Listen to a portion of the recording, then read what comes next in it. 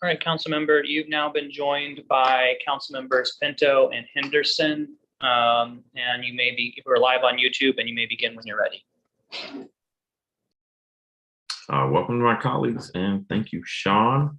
Good morning, everyone. I'm Robert White, council member at large and chair of the Committee on Government Operations and Facilities. Today is Thursday, October 13th, 2022. The time is now 12:07 p.m. I'm calling to order this public hearing of the Committee on Government Operations and Facilities on Bill 24-865, the Commission on Reentry Services for Women Amendment Act of 2022. This legislation was introduced on June 17th by Councilmember Henderson, a member of this committee, and co-introduced by Council members Bonds, Nadeau, Che, Pinto, McDuffie, Gray, Louis George, and myself. According to the Sentencing Project, a district-based research and advocacy center, between 1980 and 2020, the number of incarcerated women increased by more than 475%, rising from a total of 26,326 in 1980 to 152,854 in 2020. Based on past trends, 80% of the women who will go to jail this year are mothers. Further, 3 times as many women as men have reported experiencing physical or sexual violence prior to incarceration. The prevalence of sexual abuse while incarcerated is higher for women compared to men, and incarcerated women are more likely to report a history of mental illness compared to men. And since 2007, the district's approach to meeting the needs of formerly incarcerated women has been through the Office on Returning Citizens Affairs and its Commission on Reentry and Returning Citizens Affairs. Pursuant to DC Code Section 24-1303, at least one of the public voting members of the Commission on Reentry and Returning Citizens Affairs must be a member of a group, organization, or service provider that focuses on the needs of female returning citizens. This legislation would establish a new Commission on Reentry Services for Women focused exclusively on meeting the specific needs of formerly incarcerated women. The Commission would focus on needs such as support and mental health services for reunification with children and families, visitation between mothers and their children, and pregnancy, childbirth facilities, and postpartum medical care during incarceration. Our community members who were formerly incarcerated often feel unprepared to navigate employment, housing, and other societal requirements when they return home. The resources currently available don't always address the specific needs of women while incarcerated and upon release. I'm looking forward to a robust discussion of this legislation and how council can best support returning citizens who identify as women. I will now turn to my colleagues, starting with Councilmember Henderson for an opening statement. Welcome. Good afternoon, Chairman White, and good afternoon to everyone. I want to thank in advance all of the witnesses, especially the government witnesses and the public witnesses, for testifying today and for holding a hearing on this bill. I decided to draft this legislation to create a Commission on Reentry Services for Women after I noticed that the programming here in the district was not specifically tailored to meet the unique needs that women are facing who are returning citizens. On the national level, there are several commissions that focus on reentry and returning citizens affairs, very similar to the commission that we already have here in the district. However, New Jersey is the only state that has created a Commission on Reentry Services that was specifically tailored to meet the needs of women. And I found the work that they did, as well as the outcomes, to be inspiring. The New Jersey Reentry Corporation held its annual reentry conference, which saw legislative and thought leaders exploring topics such as prison reform, rehabilitation, addiction, and changing the narrative around formerly incarcerated individuals. It was during this conference that thought leaders were also able to discuss the report that was produced as a result of creating their specific commission on women. I introduced this legislation with the intent of creating something similar to allow subject matter experts, returning citizens, local government officials, and nonprofit entities the opportunity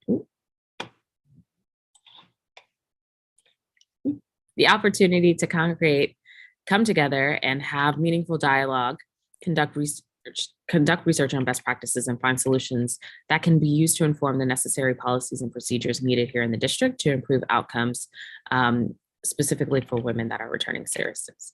During this hearing, I look forward to hearing the ways that the council can explore various opportunities, identify gender responsive and evidence-based practices that nonprofits and government agencies can use, and identifying some specific services that address the physical, emotional, psychological challenges that women face prior, during, and after incarceration. So again, Councilmember White, thank you so much for holding this hearing today, and I look forward to the discussion. Thank you, Councilmember Henderson. Councilmember Pinto, welcome. Thank you so much, Chairman White, for holding this hearing. I do want to note I'm pulled over. Notice my seatbelt. And I want to thank you, Councilmember Henderson, for introducing this very important piece of legislation. I was proud to serve as a co-introducer of this bill and support the creation of a commission on reentry services for women. I have been focused on working towards gender equality and supporting issues impacting women and girls, and reentry programs appear to be lacking in relation to women's issues and supporting the specific needs of women and their families as they reintegrate into society. As the data reflects, too many institutions, including prisons, jails, and reentry services, are not developed to or adapted to handle the unique issues facing women before, during, or after incarceration. This leads to poor outcomes for women and their families. The creation of this commission will aid in approaching these programs and services through the lens of women's issues and needs. Using data-driven and evidence-based information provided by this commission to make improvements, tailored modifications, and additions to services and programs will bring about better outcomes for women at all stages of justice involvement, which will enhance the lives of women, their families, and our communities at large. So thank you very much again, Chairman White and Councilmember Henderson and your teams. I look forward to hearing the testimony on this bill today and continue to move forward. Thank you. Thank you so much. We're going to move to our public witnesses before we hear from our agencies, and everyone should have received a copy of the witness list yesterday. Everyone, I'm going to call witnesses in order that they appear on the list. When I call you, staff will promote you to testify. When you get promoted, you're going to drop out of the hearing momentarily and come back in as a panelist, at which time you can unmute yourself. Public witnesses will have 4 minutes to testify. Turning to our first panel of 5 witnesses, Taylor Novell, Executive Director of Who Speaks for Me, Ashley Mcswain, Executive Director of Community Family Live Services, Charles Hopkins, Voice for a Second Chance, Olinda Moyd, Criminal Justice Committee Co-Chair at the Council for Court Excellence, and Casey Anderson, Policy and Communications Manager for the Council for Court Excellence.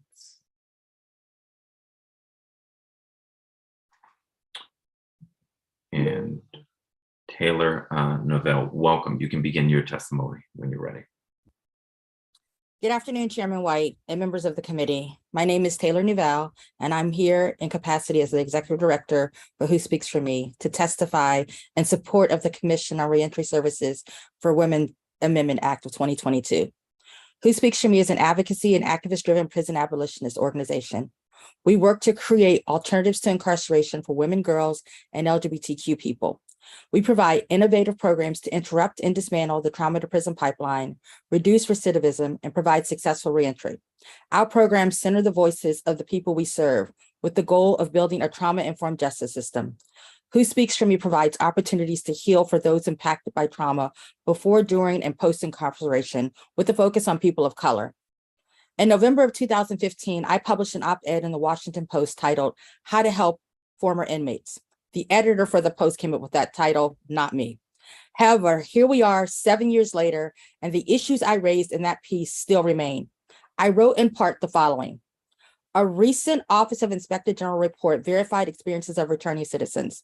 ORCA fails miserably to link returning citizens with evidence-based services, to follow up to ensure the services are provided in an effective, timely, and professional manner, to identify to identify poor quality and missing services, to study the impact of the district reentry service system on the rate of incarceration, and to ensure a seamless, effective system for successful reentry. I reviewed the written testimony of Director Carey, and 4 minutes is not enough time to debunk the things he presented as facts.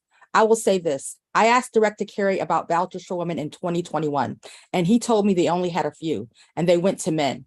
I requested that he work with Who Speaks for Me so we can make sure women are returning citizens are able to apply for a voucher. It's October of 2022, and I've not heard from Director Carey. Let me focus on what is important for women in reentry. First, women have unique needs that differ greatly from cis men. For example, cisgender men do not have a monthly cycle, a biological fact that costs cisgender women financially. Cis men cannot become pregnant and therefore do not have to face the trauma of delivering a child while incarcerated. While the men at the DC jail, and they're rarely the sole custodian of their children, while the men at the DC jail enjoy access to coding programs created by MIT, the women sit at CTF with traditional programs focused on substance use disorder. 85% of incarcerated women in America have experienced significant trauma prior to incarceration. Women need trauma-informed services and treatment geared towards their uniqueness. They need the same access to quality program while incarcerated that translates into job readiness. Women need access to childcare, parenting classes, and most importantly, housing that is quality, safe, and affordable. Having a voucher does not solve all of the problems with housing. I know firsthand. Our community should be applauding this proposed legislation and stepping up to collaborate. Who Speaks for Me is here. We have been here doing this work in a silo. We welcome a commission on reentry services for women and will do what is necessary to help with this creation and implementation. Thank you. Thank you very much. Next, we will hear from Ashley Mcswain. Welcome, good to have you. Yes, good morning, or good afternoon. So I'm Ashley Mcswain. I'm the Executive Director for Community Family Life Services, and I have been serving the needs of women's reentry in the district for more than 13 years. And I am thrilled to support this Commission on Reentry Services for Women Amendment Act of 2022. Through a one-stop service delivery model that is gender and trauma informed, Cfls has provided programming and supports using a bundled strategy combining direct supports and partner relationships to women returning home from prison or jail. We begin our work while women are still in custody via our partnership with the DOC, the BOP, the Fairview Halfway House, and continue that work when women return to the community, offering supports for up to 8 years.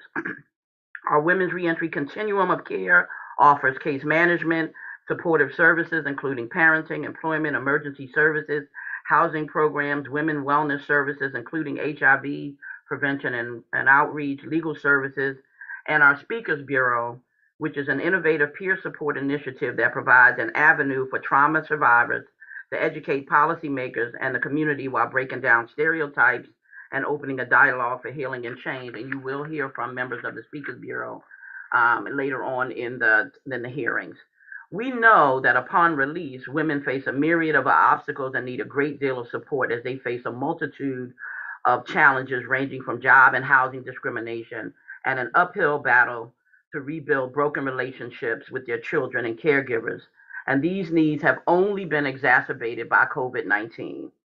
We also know that having the services located in one place encourages women to follow through and respond to outreach that would ordinarily take 2 to 3 visits and cause a delay in accessing critical supports. Additionally, more than half of the women releasing are homeless upon release, with few available options outside of returning to abusive circumstances and living in shelters that are often unsafe and inappropriate for their children. For women living with HIV, the risk of returning to an abusive situation are amplified as domestic violence can limit their ability to access HIV care and increase risk behavior. Furthermore, what feels like the urgency of every need requires multiple staff working simultaneously, navigating multiple processes and systemic levers to ensure that the client moves forward. So I'm just saying that there's so many needs, and then there's so many people that need to be involved in addressing those needs, which is why our service delivery model responds to the co-occurring needs women face that are so intertwined that they cannot be delivered effectively as separate programs making up our continuum of care. The coordination of a team representing the multiple actors working with women ensures gaps in services are addressed quickly and seamlessly. Lastly, I'll say that we have also observed that the women we serve are sicker than the general population, and access to sufficient medical care that looks at all of her collateral needs is lacking.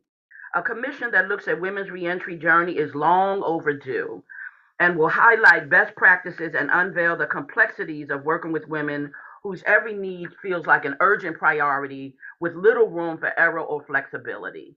We look forward to supporting your work, and we will assist as you see fit. Thank you very much. Thank you so much. Charles Hopkins, welcome. You can begin your testimony. Thank you very much. And I want to echo Ms. Mcswain's comment on this is long overdue. I represent Voices for a Second Chance. I'm a peer navigator and advocacy coordinator. Voice for a Second Chance has always been in this space. Voice for a Second Chance is almost 50 years old, and it used to be the business center. What Voice for a Second Chance offers in this area is we have representatives that go to the jail every week, and they interact with the women. We've always been in this space in terms of providing services for them. We've always been in this space in terms of like trying to link them with their family members and critical resources. What we found in the course of not only COVID, but before COVID, is that women in general are being discriminated against, and they don't have no redress when they find themselves in this situation. The only redress they've been having has been, for us, has been Voices for a Second Chance, and linking them with their families, linking them with critical services. Upon their release, we really try to be in the space upon their release to link them with all types of critical services, such as medical, TAF, mental health, and housing. We try to network with different institutions and organizations. Our request is, and we support this bill, our request is, in regard to this bill, is that if this should come to fruition, that women, returning citizens, be on the council, that be on the committee to make a decision, to be able to give adequate information about the needs that women have in this environment. Because the reason why we have this conversation is because they never had been in that space to advocate for themselves. And when our employees come back from over the jail, they always saying that women are not being heard, women are not being given the opportunity to convey their views or have resources given to them like they give to men, or as we look at it now, people that's coming up from other countries. They're getting more attention than our citizens in the District of Columbia. And this is a problem for not only women there, but it's a problem for their families upon their release. So our advocacy is that, one, that once this is passed, or if it's passed, that that you have returning citizens, women that are affected by this, be in the space to make the decision or offer information on the critical needs and services that they need. Two, that we try to engage their families and have their families have access to them while they're there in a more direct relationship, so that they can help them make decisions or develop the support mechanism that they need. But more importantly, we as Voices for a Second Chance, we offer any and all support as we have been doing. And I'll yield the rest of my time. And thank you very much for allowing me to advocate on behalf of our sisters. Thanks for being with us. Olinda Moore, welcome. You can begin your testimony. Good afternoon, Chairman White and Councilwomen Henderson and Pinto. My name is Olinda Moore. I am the director of the Reentry Clinic at the American University Washington College of Law. I am before you today in my capacity as board leader of the Council for Court Excellence and co-chair of the Council's Criminal Justice Committee. to testify in support of the Commission on Reentry Services for Women Amendment Act of 2022. I am joined today by Casey Anderson, who is CCE's Policy and Communications Manager. CCE is a nonpartisan, nonprofit organization with the mission to enhance justice in the District of Columbia. And I must say that this testimony does not reflect specific views of or endorsement by any judicial member of CCE. So almost a decade ago, CCE published a report, Beyond Second Chances, a very comprehensive report on reentry in the district. In that report, CCE wrote, DC does not have enough high quality reentry specific programming, and the gaps are greatest for programs designed to accommodate the needs of special populations, including women, youth, and members of the LGBTQ community. Formerly incarcerated women, community advocates, and organizations such as CCE have been highlighting the need for parity in programming, support, and resources for incarcerated women and formerly incarcerated women for decades. Unfortunately, the district has taken little action in response. We are cautiously optimistic that the district will finally take this first step that we believe is critical by forming the Commission on Reentry Services for Women and enhance services and resources for justice-involved women. Women often enter the criminal legal system under different circumstances than men, with histories of abuse, mental illnesses tied to early life experiences, substance use disorder, economic and society marginality, homelessness, or dysfunctional relationships. We believe that the Commission has the opportunity to create a space that centers the voices of formerly incarcerated women and hears, uplifts, and addresses the programs, assistance, and resources they need as they return to the DC community. Though the overall number of women incarcerated in the Department of Corrections facilities has decreased slightly during the pandemic, the overall percentage of women in DOC has increased. So on October 1st of 2020, women comprised 3.8% of the DOC population. However, by July of 2022, women were 5.69% of DOC's population, a roughly 50% increase. However, unfortunately, DOC's annually released facts and figures, which provide insights into the demographics of those incarcerated in DOC facilities, it does not consistently break figures down by sex, making it all but impossible to understand the current circumstances of justice-involved women. Inconsistent data collection makes it difficult to track incarceration and reentry trends for women in the district. This issue is compounded for women convicted of DC Code offenses who are housed in the BOP. Without knowing how great the need is, how can we accurately allot resources to ensure that all women returning home from incarceration are met with the community programming and assistance that they need to thrive? By passing this act, the district is committed to uplifting the voices of formerly incarcerated and incarcerated women, particularly Black women who are overrepresented in the district's criminal legal system. Ms. Moyd, you're about a minute over your time, so I will ask that you summarize the rest. I'm done. I appreciate it. Thank you. Casey Anderson, welcome. You can begin your testimony. Thank you, Chairman. I will pick up where she left off. So in the DOC's July 2022 facts and figures, it states that roughly 60% of all women incarcerated at DOC facilities were unemployed at the time of their incarceration. Gender bias that already exists in the workforce is magnified for women who have served time, further limiting opportunities to establish a solid and successful career. The Commission has the opportunity to increase the work experience and quality of life of returning citizen women by examining workforce development and educational opportunities tailored to returning women.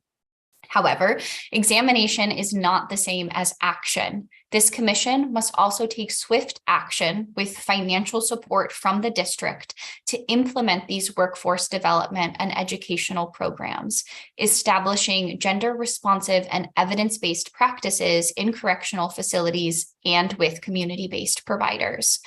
CCE urges the committee to consider several additions to the legislation. First, regarding the individuals slated to be on the commission in section 1303B1, we believe it would be beneficial for the representative described in subsection B1E to also have experience in non-traditional job assignments for women in various industries. Second, section 1303B2, which references a non-voting member representative from the University of the District of Columbia, should be amended to specify a department or to indicate the representative be designated by the university president. Lastly, in reference to CRSW's directive described in section 1303C1D to provide policy recommendations on issues affecting women who are returning citizens to the Office of Returning Citizen Affairs, the policy recommendations should be also made to the Department of Corrections to provide gender responsive and trauma-informed responses to the needs of women, all criminal justice partners to use gender responsive assessment tools, to assess women's healthcare needs while in custody and connect with community-based resources upon release, and to build a network of community partners to facilitate a seamless transition and reentry process. I would like to end this testimony with a personal anecdote. My mother was incarcerated multiple times throughout my childhood and young adulthood.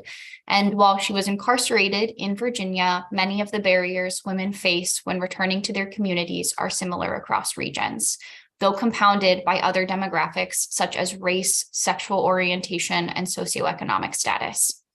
Earlier in CCE's testimony, Alinda highlighted how women enter the criminal legal system under different circumstances than men, and my mother was no exception, having dealt with childhood abuse and an active substance use disorder. Her incarceration did not aid in her sobriety, nor help her process her childhood trauma. Upon her release, she continued to struggle without the proper resources and support.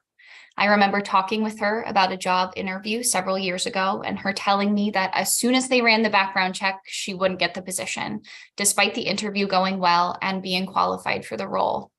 I often wonder if she would still be alive here with us today if upon her reentry, she had been connected to a care team that understood the unique circumstances and needs of incarcerated women. With the proper investments in action, the Commission on Reentry Services for Women Amendment Act of 2022 has the opportunity to change the lives of DC's formerly incarcerated women and in turn the lives of their loved ones. This concludes my testimony. Thank you for your time, and I look forward to answering any questions you may have. Thank you so much. I really like how this panel started with Taylor and ended with you, Casey. Thought those were very powerful ways to sort of bookend this, and I appreciate you sharing that experience about your mom. And I think it helps to ground us in what we ultimately want to accomplish. And so many people have been working towards this against the criminal justice system that focuses a lot on punishment. And unfortunately, all of us make mistakes. Some people get caught, and at least when people make mistakes and serve their time, we want them to come out and still have a chance to succeed. But they end up further away from success than when they went in. And I think I'm underlying this bill and a lot of work that we do and your organizations do. That's what we're trying to get to. Let me start with Taylor. Taylor, this on a scale of 1 to 10, how effective do you think the current commission is?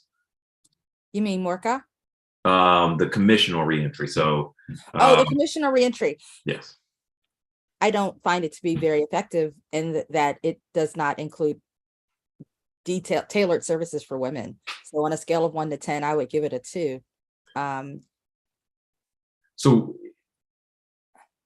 that's not to throw shade to the commission. I think they have some good years and some bad years, and struggle with turnover and people showing up to meetings. And when folks are showing up, they do great work, and when folks don't show up, the work slips. But here's my question. I'll start with you, Taylor, but then get others' perspectives. If the current commission is not as effective as we would like it to be, how would we be better off creating a second commission? To begin with, often in DC, when it comes to services for returning citizens, it's the same people they go to. I could name them off right now, but I won't. Mm-hmm. To me, that's keeping an old guard, which is a very thing that's unique to DC, right? We tend to go with the old guard and not the new guard. To be more effective, they need to include women with lived experience to actually lead, center our voices, as well as invite LGBTQ people. We need to actually be talking about programmings and partnering with the DOC to implement services that are geared towards women. Then those services need to be created. The commission needs to work within the community with organizations like those that are present, to make sure there's a continuum of care and education. I think on this panel, I am the only organization that's led by a woman who was incarcerated, period.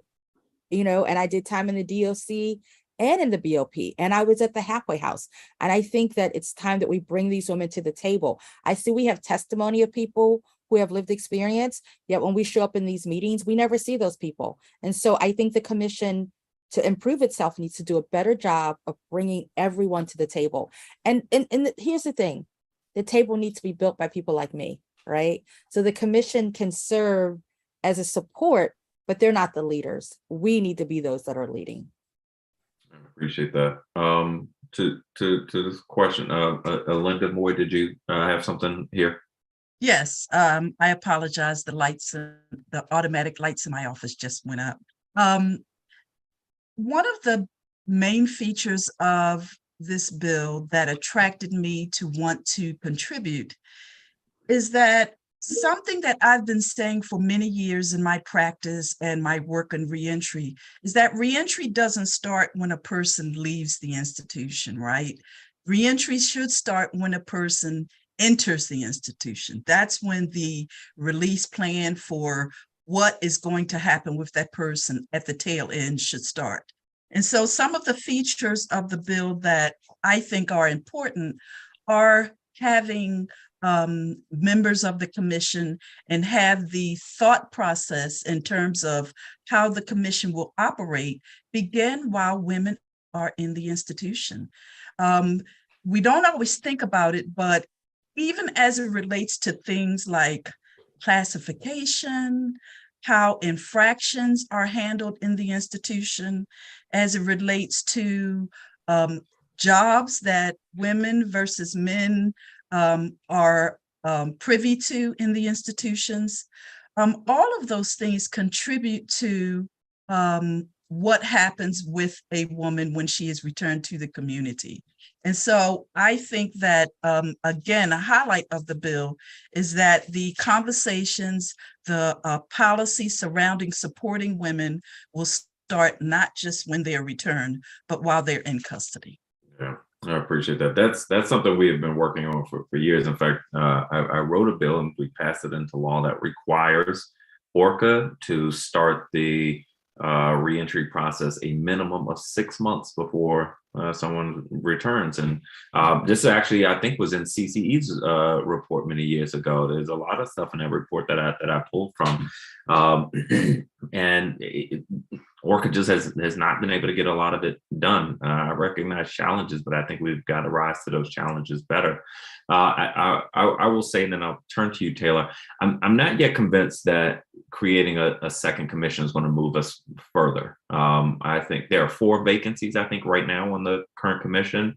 One of the people on the commission I think incredibly highly of, she's testifying today, Natasha Dasher, who is a returning citizen who is incredibly sharp and such an effective advocate. But we've got to make the wheels of government move more quickly. And frankly, I think Orca needs more support from the administration.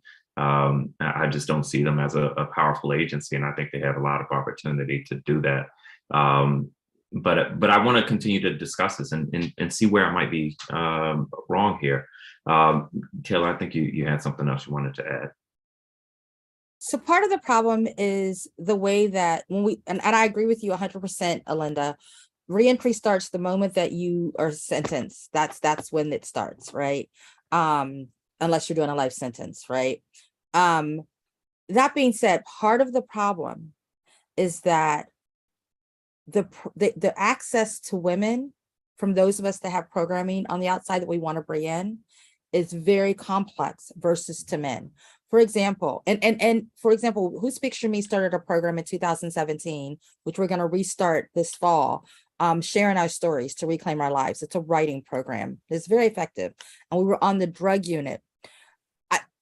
I cannot begin to tell you every week when I went, the trauma that I went through to get into there. Then there was Oprah Winfrey's magazine wanted to feature us, right, about the program, which is a great opportunity. The head of the DLC said the women could only appear with having their feet photographed, right? 3 weeks later, there was an article with the men in a program, I think it was a food program, full pictures of them and everything. So I say this to point out something. Women are the dirty little secret, right?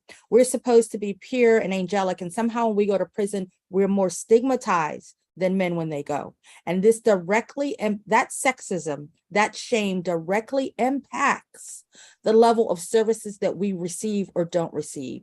And I think that Orca has had a lot of time to get it right. And I think it's time to say, we need something special and unique because women's issues are so unique, and it needs to be headed up by a woman with lived experience. I appreciate it. Can I hear someone? Can I add something to the conversation? Please. So one of the things that seems to be missing, I find, when working with women is creating an environment where women feel safe and women feel heard. And, while MORCA is designed to support the needs of returning citizens, it doesn't have the infrastructure to create a safe space for women. I have been working with this population for the last 15, 20 years. And one of the things that happens, I've noticed, is that women get services, but the way that services are delivered are oftentimes the barrier. For example, a woman will sit into a class trying to concentrate, learning how to study, to get employment. Her mind can't get past where her children are, the safety of her children. Her mind can't get past, what's happening in the home environment. And those are the kinds of things that don't always get discussed and addressed when you're working with women. So it's not just a matter of giving her a job or giving her services. It is these collateral needs that influence her ability to receive them and to benefit from them. And so if the commission isn't addressing the environment in which these women are trying to thrive, it's unlikely that they're going to be successful. And so this commission will take an opportunity to look at that. Look at how environment influences her success. Look at who's at the table, and how that information is delivered to her. Women are relational, women have specific needs, and they want to be in rooms where people understand what they need and the environment they need to thrive in. And that's just not done as well as it could be. Yeah, I appreciate that. Let me turn to my colleague and introducer of this bill, Councilmember Henderson. Thanks, Chairman White, and thank you again to the public witnesses who testified. All of your testimony I thought was very, very solid and good, and I appreciate you adding your voice to this conversation. We did think about, considering that the fact that there's already a commission on reentry services, why do something specifically for women? And frankly, it comes down to the fact that when you look at the numbers of who's in the system, oftentimes we have a conversation about who has the largest population, not talking necessarily about, and so in that regard, just naturally, much of our conversation or much of our solutions are oriented towards the men because they have, in pure numbers, are a larger population. But we don't often go a step further to look at the specifics in terms of differences. So, even if you looked at, and this, we're not just speaking about DOC in particular, right? When we're talking about this commission, they're talking about everyone, even including women who are serving in federal prisons, who are district residents. But the demographics are just different, right? Like about half of the men who are serving in DOC are under the age of 30. For the women, they're older, right? It's a different thing. So like what you are offering me is different. Not only are they older, in many cases, they're more educated. They already have their high school diplomas and GEDs. So, you offering me that type of service is not really going to probably help in that regard. And so I think it is sometimes separation provides an opportunity to focus on something that is a little bit more different.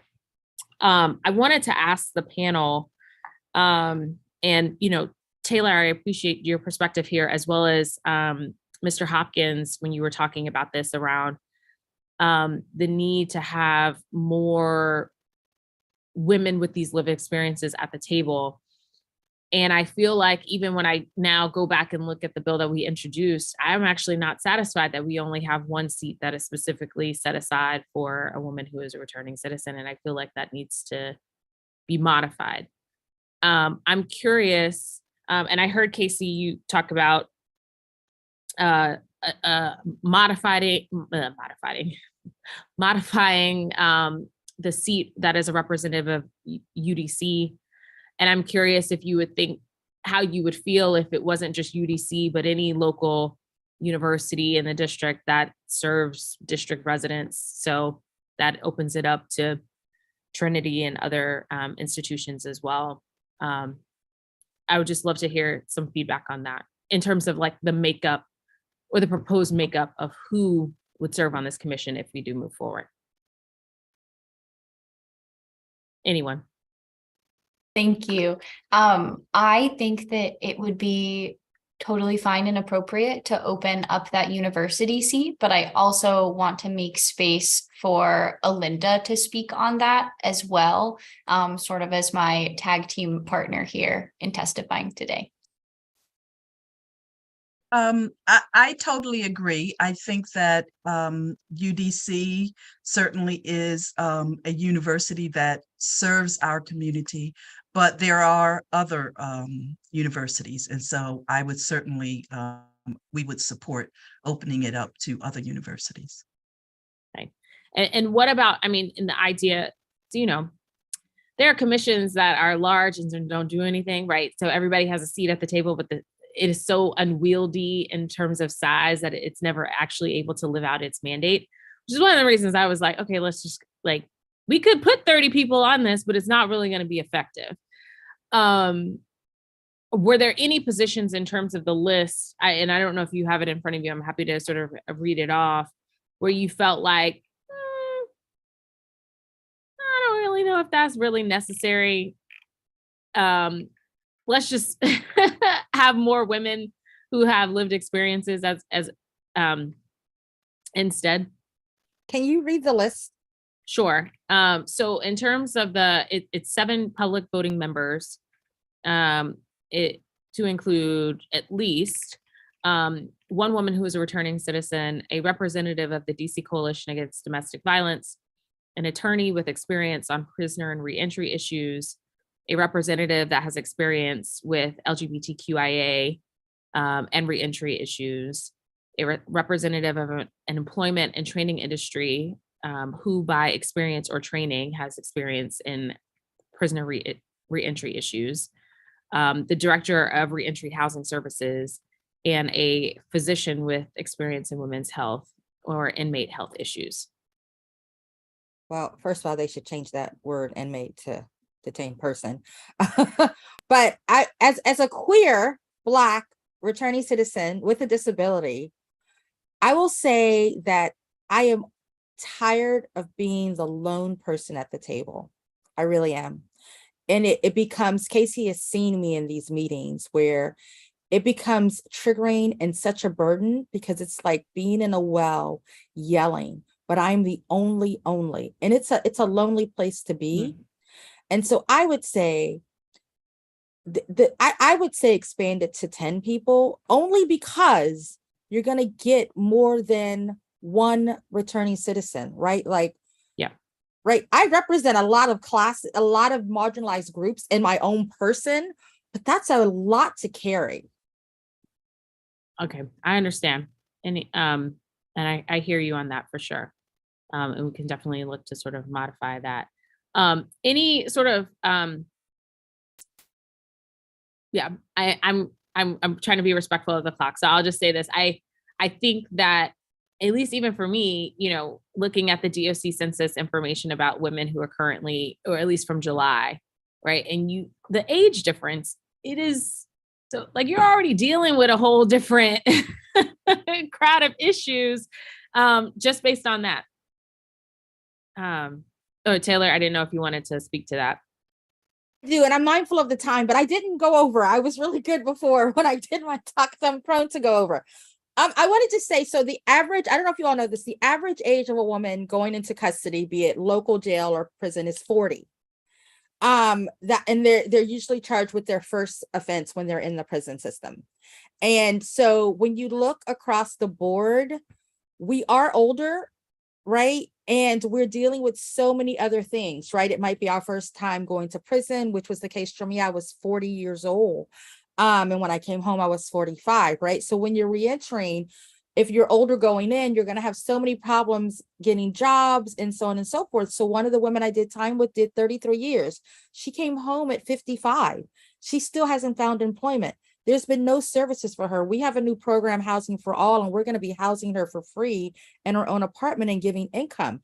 So there is this issue of age and that we have to begin to address it, right? GEDs are there like often, and for lack of a better word, I'll say this, it's the lowest common denominator, but that's not what I meant, but they go with, I think you understand what I mean, right? So if what you're offering is GED classes and I come in and I have my bachelor's and I have a paralegal certification, what are you offering me, right? And if I come home and I have all these things and I still can't get a job, and mind you, Who Speaks for Me is up and running and employing people and providing me with the salary and doing all this work because of me, not because of any agency in DC, and it was painful. We need to look to that and alleviate that. And that's why we need a commission that's specifically focused on women.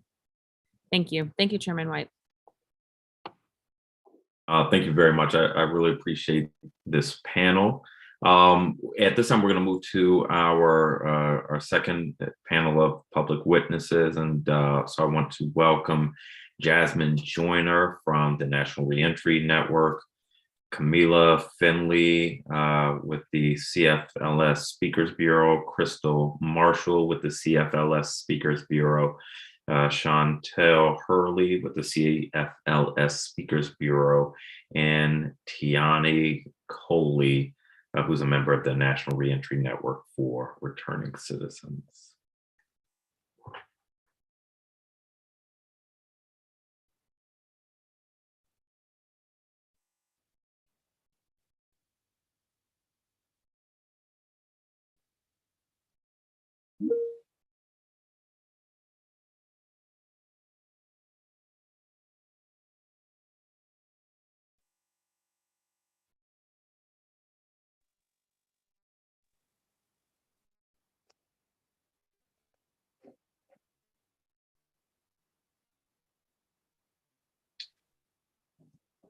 Jasmine Joyner with us?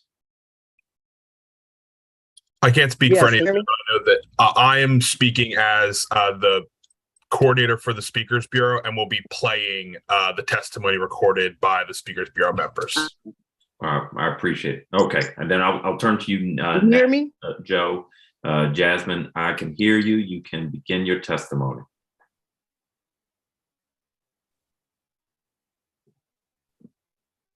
Good afternoon, Chairman White, committee staff, and all in attendance.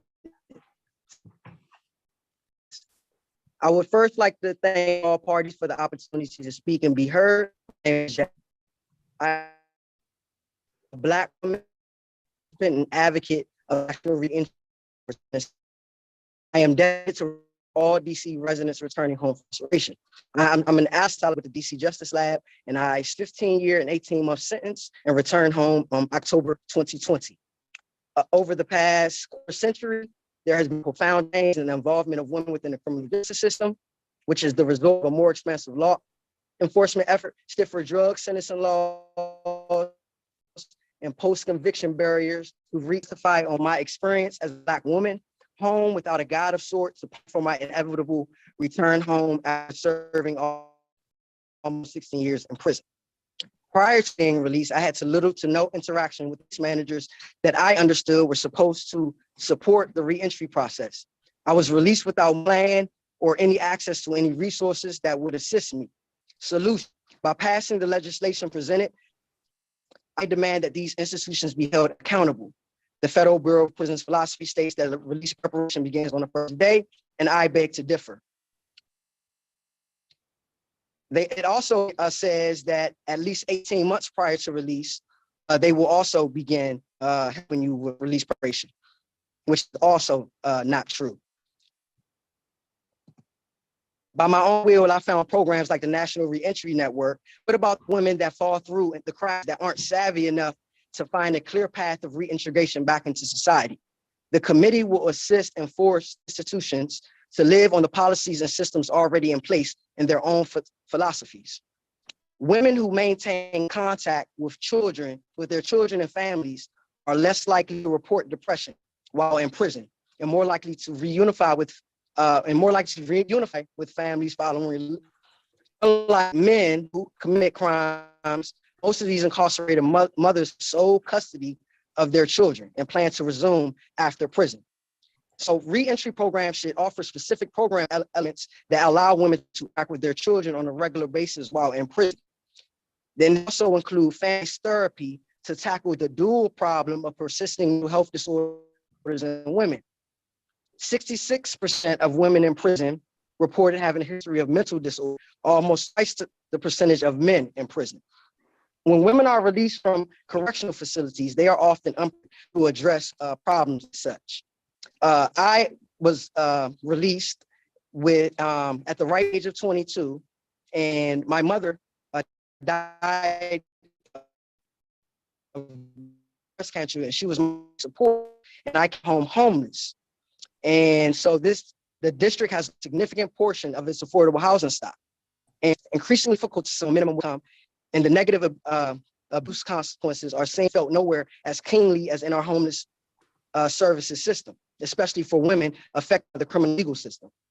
Women also get overlooked when it comes to owing child support payments, which while incarcerated, interest is charged on each payment missed.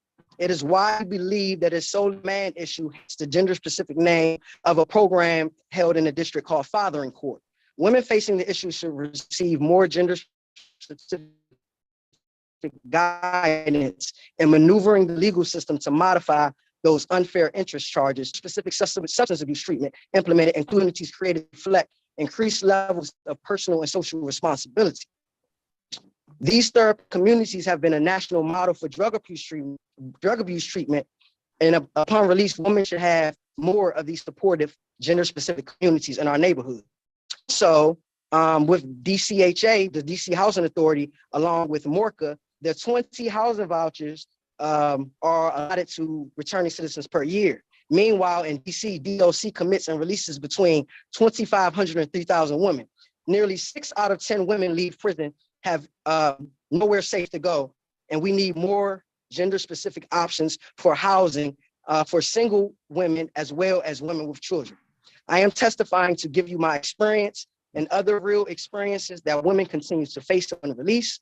I want my voice to be heard and understood that I am demanding that this legislation be passed. I am demanding that gender-specific programs are made to uplift and empower women being released from prison. Clearly, I'm thankful for this opportunity to be heard at this hearing on the Committee on Government Operations and Facilities. And I thank you, Chairman White, for your time. I am available for any questions. Thank you so much. Jasmine, did you submit written testimony? Yes, I emailed it in response to the email I received. Okay, perfect. We should have it. I'm not.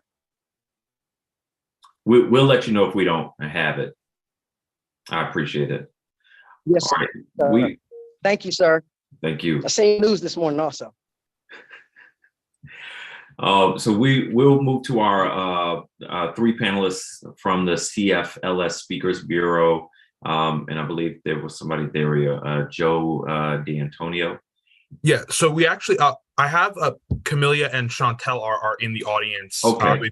Camelia is a panelist now. Chantel is still the audience. So I'd like to have them present their testimony themselves. And then I have one other person, Crystal Marshall, who I can play the recording of. Okay, we'll do Crystal Marshall first, third. And so we will start with, I'm sorry, is it Camila? It's Camelia. Camelia, I'm sorry. Yes. Welcome. Thank you. Hello, my name is Camelia Finley, and I am a DC resident and a returning citizen. I come before this committee requesting the approval of a women-centered reentry commission. Since the age of 16, I have been in and out of the judicial system. I have found my way into various prisons and jails, and regardless of where they're located, who runs them, or the goals of these particular institutions, what I know is that it was built to house men, and years later, they have not made much effort to meet the needs of women. My last time incarcerated was in federal prison. During this time, I can remember an incident where there was not an adequate supply of female products. I found the administrator in the dining hall. I approached her and informed her my unit did not have female supplies. I was told by this female administrator, you have to go up the chain of command, and I cannot speak to you regarding this because you've not followed protocol. This became normal, running out of toilet paper, sanitary napkins, jobs made specifically for men, physical fitness regimens made specifically for men, parenting classes that have been designed in the late 80s, visitation not designed to allow mothers to bond with their children. I had my youngest son in prison in 2010, and during that time, I was pushed to have my son adopted out, which ended up happening to be a very unfortunate situation. It was my behaviors that caused my incarceration, but the system is not designed to allow me a chance to grow as a woman inside of those walls or out. If you pay attention to the numbers, there is only one female halfway house in Washington, D.C. Yet of the over 2,000 inmates at D.C. jail, women make up 15% of that number. And in 2020, the rate of female incarceration has grown to 475%. These numbers should push the council, Congress, the FBOP, DOC, and the reentry community to develop programs in and out of the system specifically designed for women. If nothing else, let's supply these jails and prisons with enough toiletries to meet the needs of these women. I hope hearing from me and the other women who believe so strongly in this cause that you will take the time to consider our words and that you would then back them with actions. Thank you for taking the time to listen to us.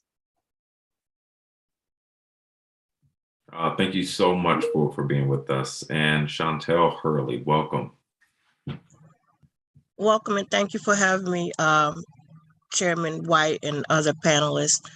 Good afternoon. My name is Chantel Harley, and I am a DC resident who has just returned home from a 27-month timeout at FPC Alderson. I would like to speak with you today on a lack of resources available for women who have returned home. Although the city has reentry resources available, those resources are really designated to help individuals with either a substance abuse issue or those dealing with domestic violence. Though these are important services, they are limited to individuals who commit white collar or less offensive crimes. First of all, the judicial system is not designed to help or house women. The major issues that women face after release from prison are reestablishing a home and family life, including regaining legal and physical custody of children they may have lost, finding affordable housing, and meeting other basic needs such as employment that pays a sufficient income to allow you to continue living. There was nothing more exhilarating than hearing the news that I was eligible to complete the remaining 29 months of my sentence on home confinement under the CARES Act. Being home with loved ones and in the free world was downright euphoric. Although I was aware of what I needed to do to remain free, nothing prepared me for the barriers that lie ahead as I tried to reinvent myself. But to think that process of integrating back into society would be smooth sailing was very naive on my part. There are major problems women face as we seek to rebuild our lives, and for many of us, we just didn't know where to begin or where to go. There are many moving and interconnecting parts to a successful reentry, and it can be an overwhelming process to navigate. Due to my unexpected early release, there was minimal preparation, inadequate assistance and resources to aid in my transition back into my community, which made going home a bit challenging. I didn't know where to begin as I searched for resources and organizations to help me reestablish my life, whether through employment, obtaining a trade, or tackling the many mental health issues that I am now forced to deal with. Many agencies that I contacted was either having budgetary issues, the spaces were full, or for only domestic violence or substance abuse individuals. The nature of my white collar crime had me feeling ostracized, like I was alone, and left to dwell in my pit of despair. It was not until I applied and got accepted into the Speakers Bureau program, which was offered by Community Family Life Services, Cfls. I heard nothing but good things about this program, yet I had mixed emotions in participating in it. I will tell you this though, aligning myself with CFLS connected me with valuable resources that I was searching for to make me a better woman. Through CFLS, I found my voice, I felt important, and found my self-worth. They have been very instrumental in my success, either through providing the food pantry, gift cards, which enabled me to purchase personal needs, and monthly women's counseling group. CFLS is a safe space geared to helping women regardless of their criminal background. Having a commission that specifically focuses on helping all women of every background in their reentry process will be vital for me and others like me. Thank you very much for your time and allowing me to share my reentry experience. I apologize for going a little over. I hope what I have shared with you today helps with making decisions on policies and creating programs that are vital for the reentry of women. Thank you so much. I genuinely appreciate your testimony. Now we will facilitate the testimony of Crystal Marshall. Yes, thank you so much, and thank you for cooperating with our group here from CFLS and the Speakers Bureau training program. I really appreciate it. So I'm sharing. Can the video be seen? Yes, I can see it. All right, and my name is Crystal Marshall. The title of my speech is Equity, Impact, and Enterprise. Today is October the 13th, and my address in Washington, D.C. is in Southeast Washington, D.C. My zip code is a telltale symbol of my economic status. I live in a poverty-stricken neighborhood where aggression and drugs are extreme. I question my safety at times. This is not a positive feeling. I am a Black woman I'm a survivor of incarceration and the justice system. I am a recipient of food stamps, but I also own a business.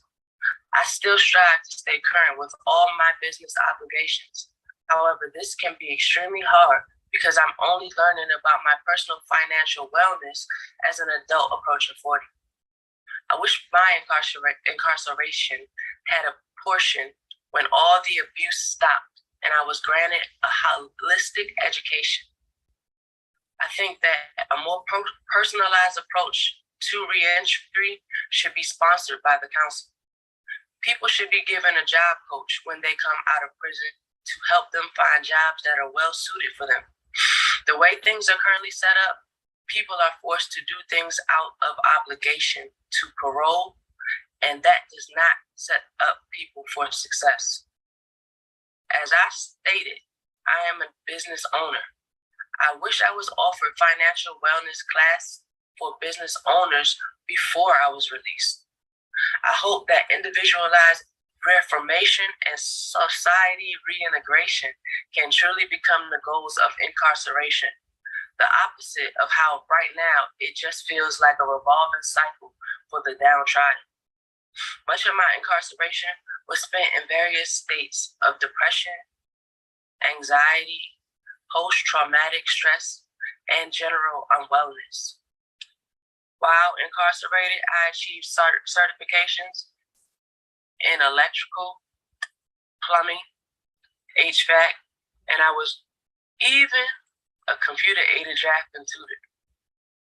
I learned that accomplishment is a great attribute. When I was released from Fluvanna Correctional Center for Women, I was shocked to learn that none of my certifications will lead to a career. Most of the fields are male-dominated, hard, manual labor. I would ask the Reentry Council to allow small companies like my own, Crystal Bridge Connections, to create individualized care plans for women that include stipends, a housing plan, a wellness plan, and a career plan. It is extremely easy to get a job. However, to get a job that was right for me has been one of the most exciting and challenging tasks in my life. A mentor or individualized job coach at the start of my reintegration into society would have been game-changing. I might be the president now.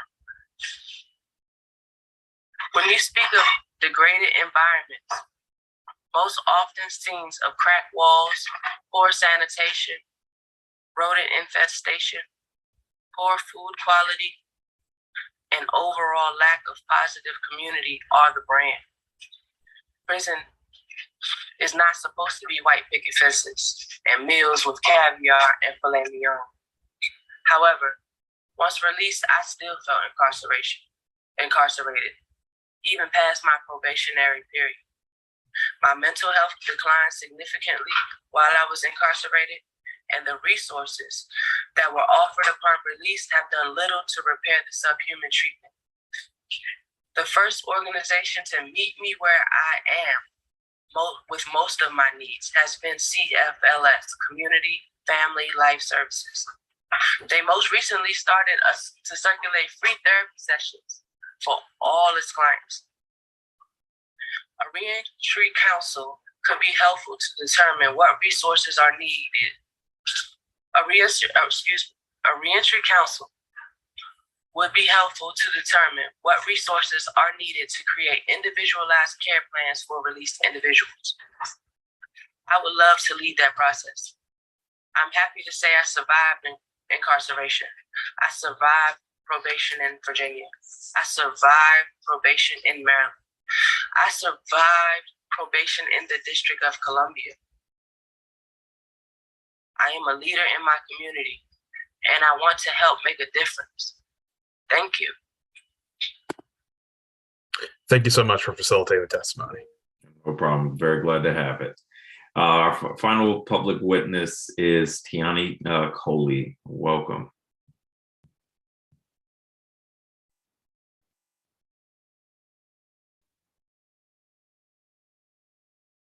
Hello, can you hear me? I can. Okay. Hi, my name is Tiana Coley. I'm a member of the National Reentry Network for Returning Citizens, and today is October 13th, 2022. I want to thank thank Chairperson White and Councilmember Henderson and all other committee members. I'm here to testify on lack of services for returning women citizens and reentry programs, which made it difficult for me to integrate into society. I, being a woman and returning citizen, found that transition was hard. I feel that there should be a mandatory assessment of mental well-being and trauma one has suffered before entering into society and after. I didn't even know that I still suffered from and had serious issues coming from PTSD, trauma from incarceration, and mental issues, which only got worse from that time of incarceration. It took me a year to realize I needed some help and a lot of bad decisions, as well as addiction recovery programs, rehabilitation, and support groups. I had no sense of direction. I thought I had loss of hearing, and I felt lost and alone. I didn't realize that I needed addiction treatment and still suffered from major trauma, being separated from my children and coming home trying to build healthy relationships. Housing and finances are also an issue. There are a lot of women, including myself, that have suffered and are going through domestic situations.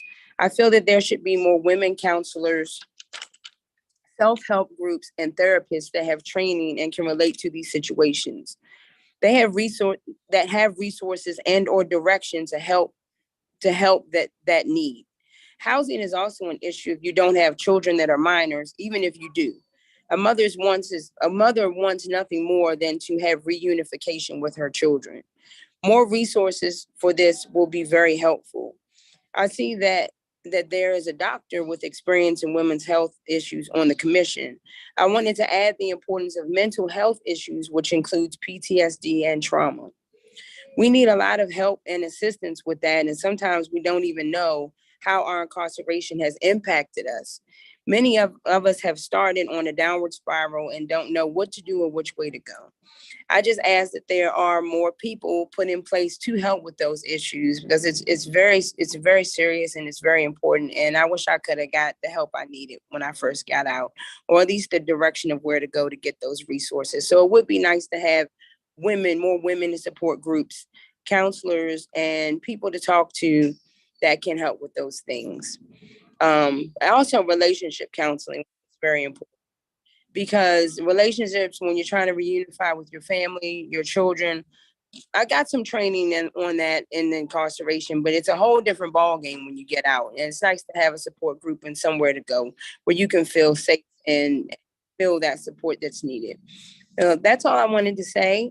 Thank you so much for letting me share. And thank you, council members and committee members. I hope that oh,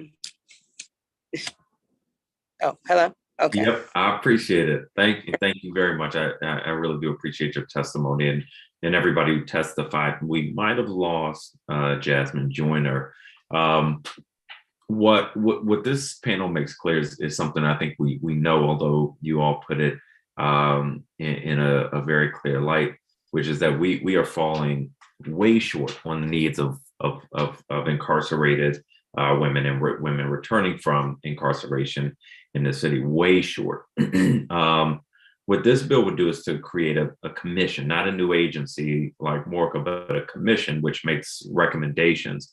One of my concerns is that we already have laws on the books with regard to MORCA, for instance, creating transition plans at least 6 months. That's a law, not even a recommendation, it's a law. And MORCA isn't doing that. And so we don't want to just create another commission that's making recommendations. We want to improve outcomes for incarcerated and formerly incarcerated women. And I think we've got to be squarely committed to that, whether it's through this bill or not. We've got to be squarely committed to that, because we just have dropped the ball there as a city. Yeah, so we've got to turn that corner. Chantal, can you tell me a little bit more about the Speakers Bureau? What do you do in the Speakers Bureau and how is it benefiting you? It's the Speakers Bureau is a 7-week program. At the time we were going through COVID, so we met virtually. And in essence, it's evolved to help you to become a public speaker, to tell your story. For me, it was more therapy because it allowed me to process what I went through, why I function the way I function, and it just enabled me to find my voice and to not make the bad choice that I made. That doesn't define who I am. And the Speakers Bureau gave me the platform to speak on that. Joe, we had special guest speakers that offered us not only support, but the other women in the group, we uplifted, empowered each other. There were times where the facilitators didn't even run the class that day because we had basically took over it, the other women that were in the Speakers Bureau. It's been vital to not only allowing me the guts and the confidence to tell my story, but I don't view my crime, the guilt and shame that I had followed after my stint of incarceration. It put me in a bed of depression I couldn't even get out of. Through the Speakers Bureau, though, I am now openly, and I feel more comfortable discussing the nature of my crime, why I did what I did, and not allowing that one bad choice to hold me back from becoming the individuals that I know I am. When you see me, instead of seeing the crime, I'm allowed to see myself. When I look in the mirror, I don't see my prison identification number. I see Chantel Harley. And through the Speakers Bureau, it allowed me to do that. And even once the class is over with, through Speakers Bureau, I've been able to reconnect or connect with other valuable resources to just basically help me get along. Day by day, it's rough. I'm not going to sugarcoat it. It's very difficult just trying to find your footing. But I know at any given point, if I email Joe, if I email Miss Mcswain or Mr. Ring at the Speakers Bureau, I'm going to get the help that I need to make it to the next step, basically. Camelia, you have you worked with Morka or attempted to work with Morka when you came home? I have attempted to work with them. What ended up happening was I reached out to their intake and I never got a response. And so I basically had to hit the streets running. I had to create a network for myself to make things happen for myself. And had an opportunity to meet with the director of Morka. And I told him, listen, I didn't get a response. Months went past. I had a 13-year-old son. And when I had come home, I was in front of Union Station with nowhere to go. And so it was services like that that I needed at that time that wasn't available to me. But in this process of me realizing my own inner strength and realizing that my voice will advocate for me, I've been able to not only get my own apartment, I actually met the guy that built my building the other day. I'm working on an active campaign for someone running for DC Council. I've worked for Deloitte. I'm now working with AARP. Like, my life has changed drastically, but that was because of what I did. And everyone won't get an opportunity like I got. Yeah. And so for those people who won't get that opportunity, they need to stand on the shoulders of Morka. Chantel, did you reach out to Morka or work with Morka when you returned home? I reached out, excuse me. First, let me rewind. I tried to go to CSOSA, but because I was in FBOP and not DOC, they really told me they couldn't help me. So they referred me to Morka. Same as Camilla. I went down, did the intake. I've called, I've emailed, and it's almost like I hear crickets. I don't get a response. So I wish I had the gumption that Camilla did to go out and advocate for myself. I'm finding myself to do that. But it's just these agencies are set up and designed specifically to help me. And when you don't get a response, it's almost like, oh gosh, what I do? Where do I go? What now? And that's where I am now. I'm in need of housing. And the part I hate most is if you go to one agency, they'll say, oh, well, here, let me send you to this agency. You go to this agency. Well, how did you get my information? Who told you to come here? Let me send you back to that agency. And it's like, wait a minute, hold on. I just need help. And you get the handoff. They hand you off to different agencies and you get the same response. Yeah. What year did you come home and reach out to Morgan, Chantel? I came home December the 9th of 2020. I got off home confinement January the 13th of 2022. The first time I reached out to Morca, it was in March. I was trying to get assistance getting my driver's license, my CDL reinstated. I ended up going through a independent agency who helped me with that. I just went back to Morca again at the end of September to say, hey, okay, in 2 weeks, I'm going to be on the street. I need housing like now. And to rewind, before we even get to the reentry process, transitioning from home confinement to the probationary phase, all ties were severed. Everything I went through, the therapy, the connections I made while on home confinement was severed. And basically I was told, well, we only deal with those who are in BOP custody. Now you're on your own through probationary period. You have to go through them and start all over again. And that just set my mind. I moved back about 5 paces from the progress that I had made, and just to now, okay, restart the whole process all over again, trying to find myself. You reach out to agencies such as Morca, and to get no response, it's just like, okay, I guess I'm gonna be living on the street now. I have no minor children, they're all adults, and finding housing for individuals like myself without children is virtually impossible. Yeah. I went through Cfls. They put me on a waiting list with them. Thank God that's an option, but immediate housing, it's ridiculous. Camelia, when did you come home and reach out to Morca? I came home April of 2020, and I reached out to Morca. I believe it was May or June of that same year, and hadn't heard it.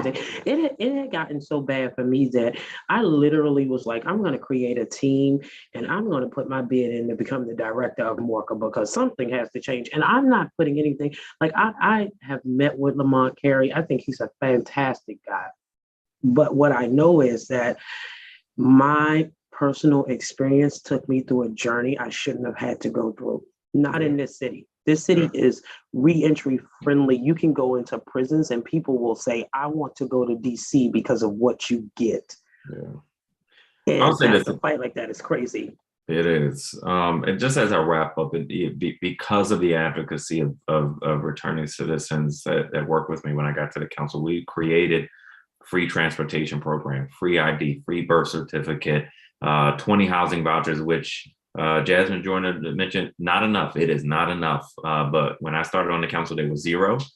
We've gotten to 20. We need more for reasons that you all have laid out. But we also need Morca to be able to facilitate, to make sure that information is getting to people, to make sure that Morca is advocating for more housing vouchers, not Councilmember White, not the committee, but Morca saying our people need more housing vouchers, saying we're going to take ownership of the transportation program, not the council pushing them, saying that they're going to take ownership of the reentry process starting 6 months minimum before people get home. This is stuff that shouldn't be coming from the council, should be coming from the agency. So I share your frustration, and I'm proud of where we are. But I know that we have so much further to go for the reasons that you all have mentioned. So we'll keep working, and I hope that you all will keep pushing us, keep pushing Morca. Let me turn it over to Councilmember Henderson. And I just say really quickly, I just wanted to say really quickly, I appreciate the program in the city. The problem is that the program is run by individuals who don't have lived experience. You all can't keep creating programs and leave us out of the room. We need to be at the table We have to be a part of the discussion. We have to be a part of the process. We have to be a part of when it's actually happening. Because if you're discussing it and we're out of the room, then we end up having situations like this. I appreciate that. I can always do better. I want to tell you, my agenda on returning citizens came from returning citizens. So the bills that we passed, restoring voting rights, all of this stuff didn't originate from me. It originated from returning citizens. I do try to center them at the table. Not saying we do it perfectly. So I do accept this. Right in the office. So when you come downstairs, right there. Councilmember Henderson. Thank you. Thank you. Ms. Coley, you are not on mute. If you think that you are, we hear your conversation, your phone call. I want to thank all of the witnesses on this panel who testified, and even Jasmine Joyner, who had to drop off. And I appreciate Mr. D'Antonio, you playing the testimony of Ms. Marshall as well, because I thought that her perspective was a good one. I wanted to ask, I appreciate you all sharing, and this is why we do hearings, right? It is to hear these stories, to hear these experiences, but also to have these voices as we shape policy or even the questions of oversight that we are asking of the agencies. But I'm curious in terms of your experience and whether or not you got to hear in sort of the last panel, there is a question around whether or not there is a commission needed specifically to focus on women. And I wondered if Ms. Harley or Ms. Finley, if you wanted to specifically respond to that in terms of, what are the differences between what you all face as women versus the men who are in the system who are returning home? So I'll just say, I think for women, a lot of times we have to play the victim to get help.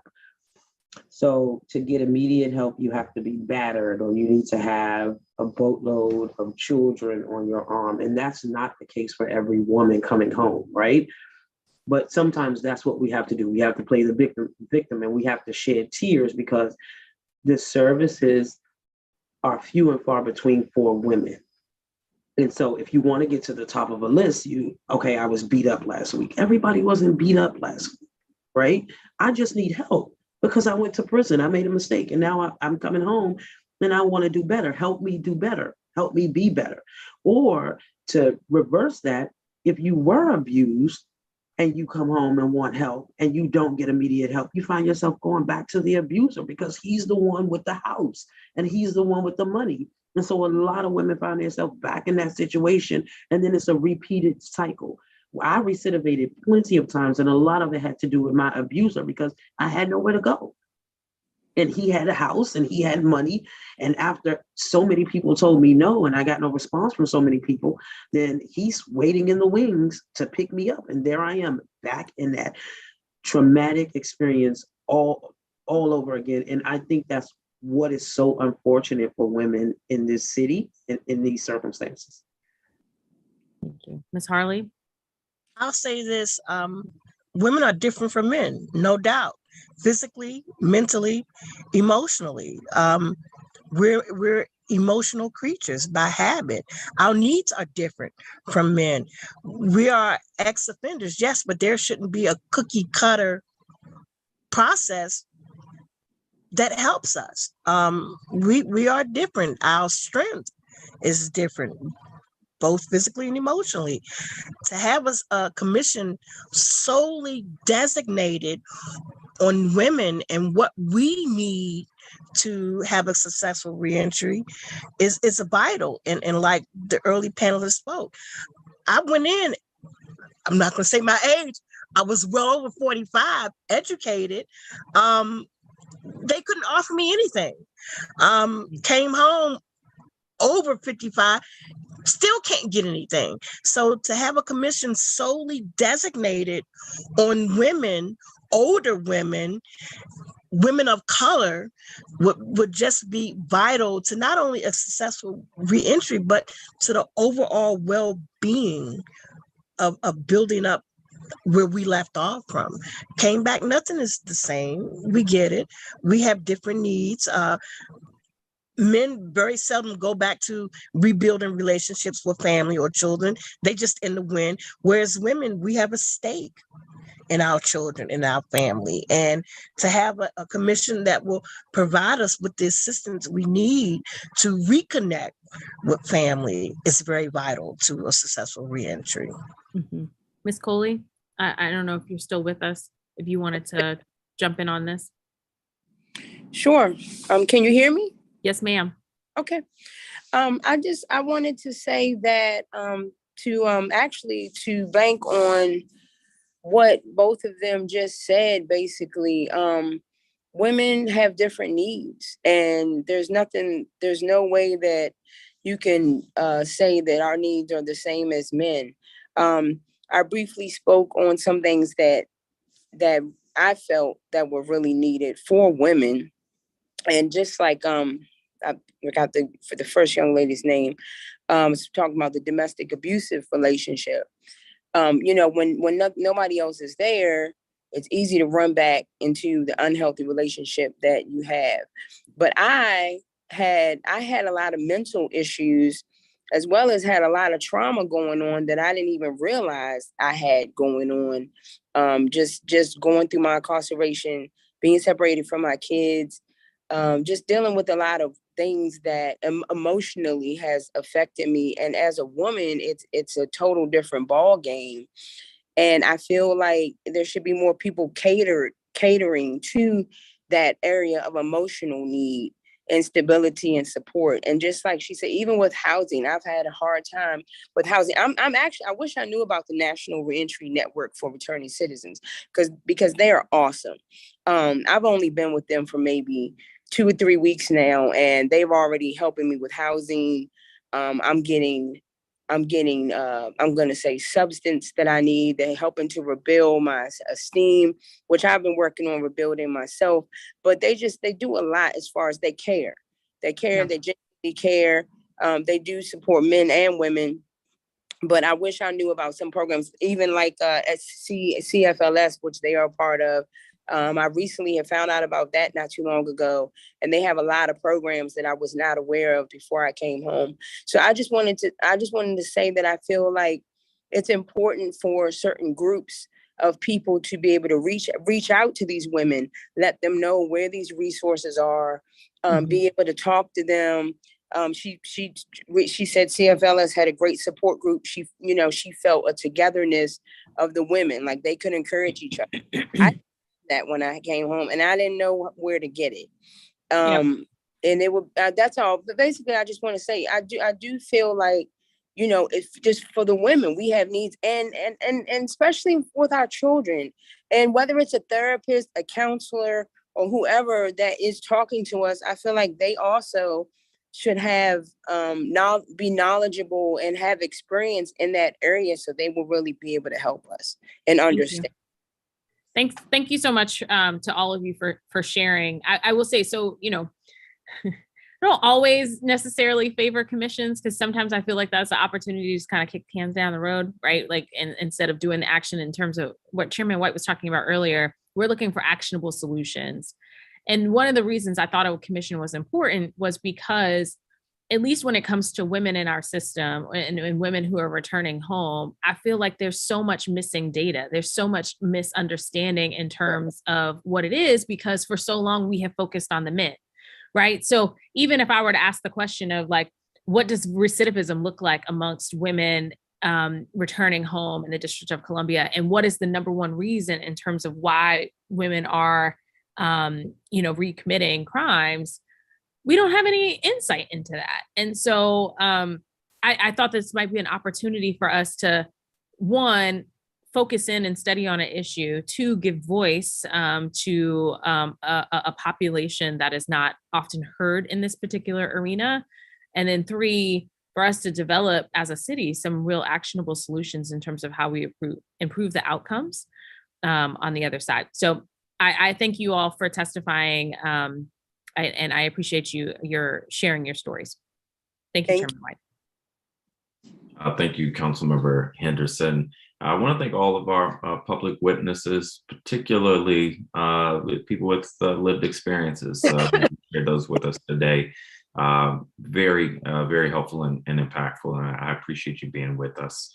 We're now going to turn to our first panel of government witnesses, starting with Alexis Golden, who's a paralegal at the Office of the Attorney General, and Natasha Dasher, a commissioner on the Commission on Reentry and Returning Citizens Affairs.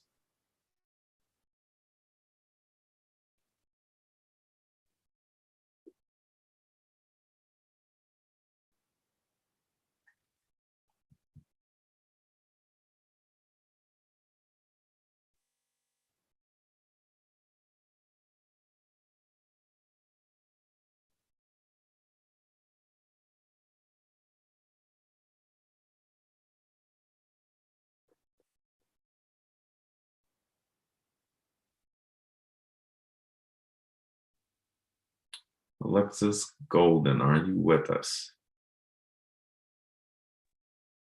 Can you see me? I can see the top of your head. Give me 1 second. Yep.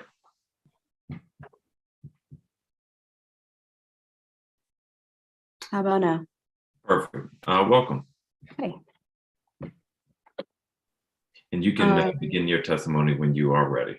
Yes, sir. Good afternoon, Chairman White and Council Members Henderson. My name is Alexis Golden, and I serve as a paralegal specialist on the Policy and Legislative Affairs team at the Office of Attorney General for DC. I am before you to offer OAG support for B24-0865, the Commission on Reentry Services for Women Amendment Act of 2022. This important bill will help ensure that women returning home from incarceration receive the services and supports they need to successfully rejoin their communities. Once someone has completed their term of incarceration, they should have the opportunity to rejoin and become thriving members of their communities. But of course, we know it is not so simple. Ongoing collateral consequences of criminal convictions, effects of traumatic experiences, including the incarceration itself, and unmet medical and mental health needs often interfere with returning residents' ability to find work, establish housing, and be reunited with their children. Here at OAG, we are committed to supporting members of our community who have been previously incarcerated. OAG works to reduce the collateral consequences of convictions by ensuring that this vulnerable population is not targeted for scams and enforcing anti-discrimination laws that protect this community. In addition, OAG looks to this talented pool of hardworking people to help advance our mission and provide important services to the district. Cure the Streets, OAG's gun violence reduction program, relies on credible messengers to help transform their communities and change the norms around gun violence. Dozens of men and women who have been previously incarcerated now have employment through this program.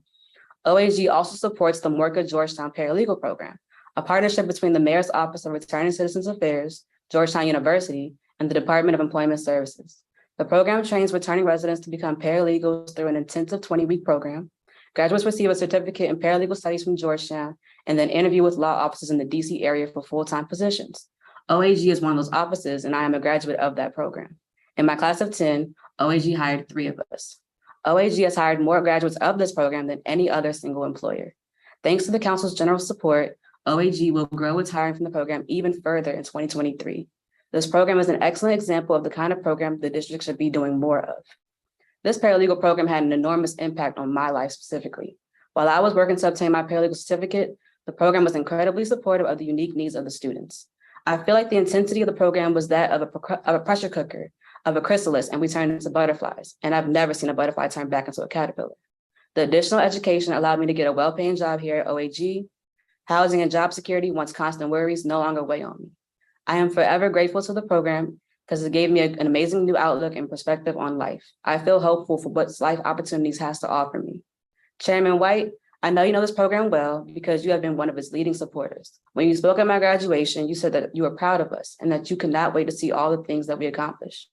I am so proud to be speaking before you today and using the skills and experience I learned in the program and at OAG to help improve policy in the DC area to make a difference for women who need a second chance.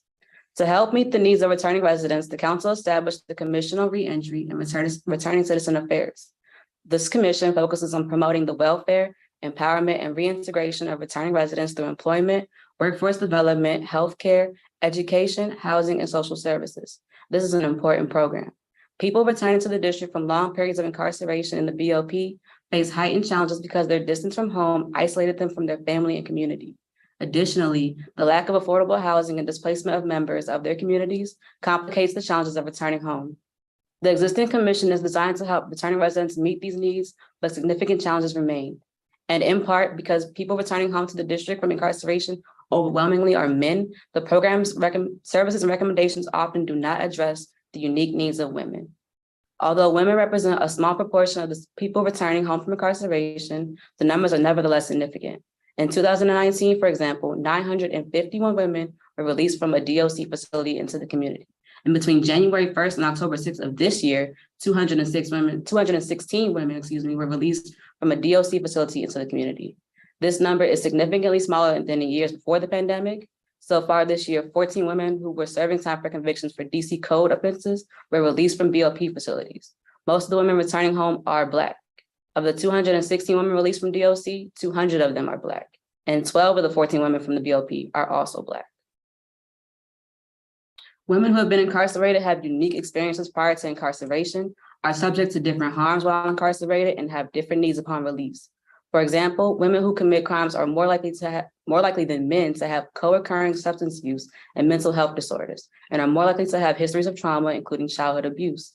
Nationwide data also demonstrates that most incarcerated women have at least one child under the age of 18 and are much more likely than men to have sole custody of their children and to resume the parenting role following release. While all formerly incarcerated people have higher rates of unemployment than general population, formerly incarcerated Black women have much higher rates of unemployment than other formerly incarcerated people. Because formerly incarcerated women have different needs than formerly incarcerated men, we must provide programming that is responsive to these different needs. Safe and stable housing is particularly important for women immediately following release to reduce the need to rely on abusive relationships to meet basic needs. Women who have substance abuse disorders, immediate intervention upon release is particularly important to reduce the risk of overdose, which of course is higher for women than for men. Research also shows that services should also include screening instruments for substance use and psychiatric disorders designed specifically for women, gender-informed substance abuse interventions like group-based therapy and the use of peer recovery specialists, and family housing supports.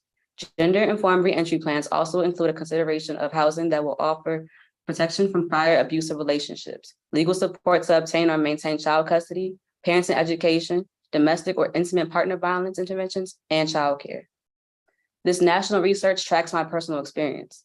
Although I was only detained for a short period, I needed support to succeed as did the other women in my program. I am a mother, as well as the other women in my cohort. And while I was in the paralegal program, which meant 5 days a week, I also worked at a local coffee shop. Through that job, I was able to get affordable, safe childcare for my daughter. The paralegal program supported me to attend and succeed in school while providing me the flexibility that I needed to care for my daughter. I also had the opportunity to get to know the other women in the program who shared that their greatest needs were assistance with obtaining secure housing and employment and educational assistance to allow them to support themselves and their families. Women who are incarcerated want to be able to take care of themselves and their families without engaging in any wrongdoing. Like me, these women work hard. What they need is support and an opportunity to be judged on their merit. This legislation will help ensure that women returning from incarceration will receive gender-responsive and trauma-informed care that will support them to rebuild their lives. It would create a commission on reentry services for women that parallels the Commission on Reentry and Returning Citizen Affairs, but focused on the needs of women.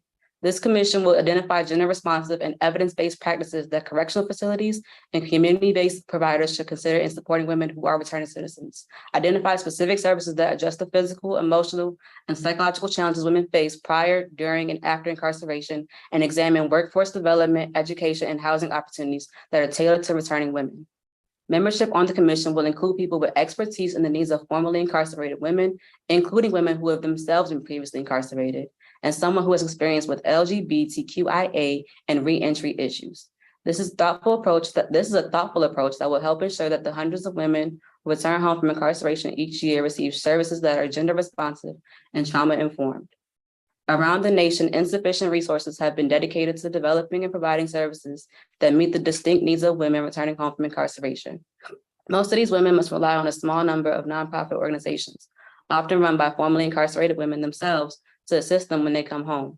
Here in the district, for example, OAG's friend LaShanya Thompson L., who helped develop and implement our Care the Street program, runs The Wire, a network of formerly incarcerated women who provide peer support and peer advocacy to women in prison and women returning home from incarceration. Increasingly, however, jurisdictions are realizing that dedicated funding and support is needed to ensure these women and their children can be successful.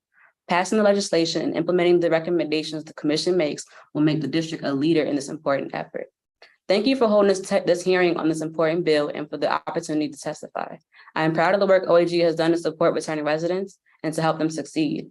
I am thankful for the opportunity I've been given to help support OAG's work, and I am grateful that the council is considering legislation that will help ensure women returning home from incarceration have the services and supports they need to secure stable housing, to obtain and keep a good job that will allow them to help support themselves and their families, and to meet their medical and behavioral health needs.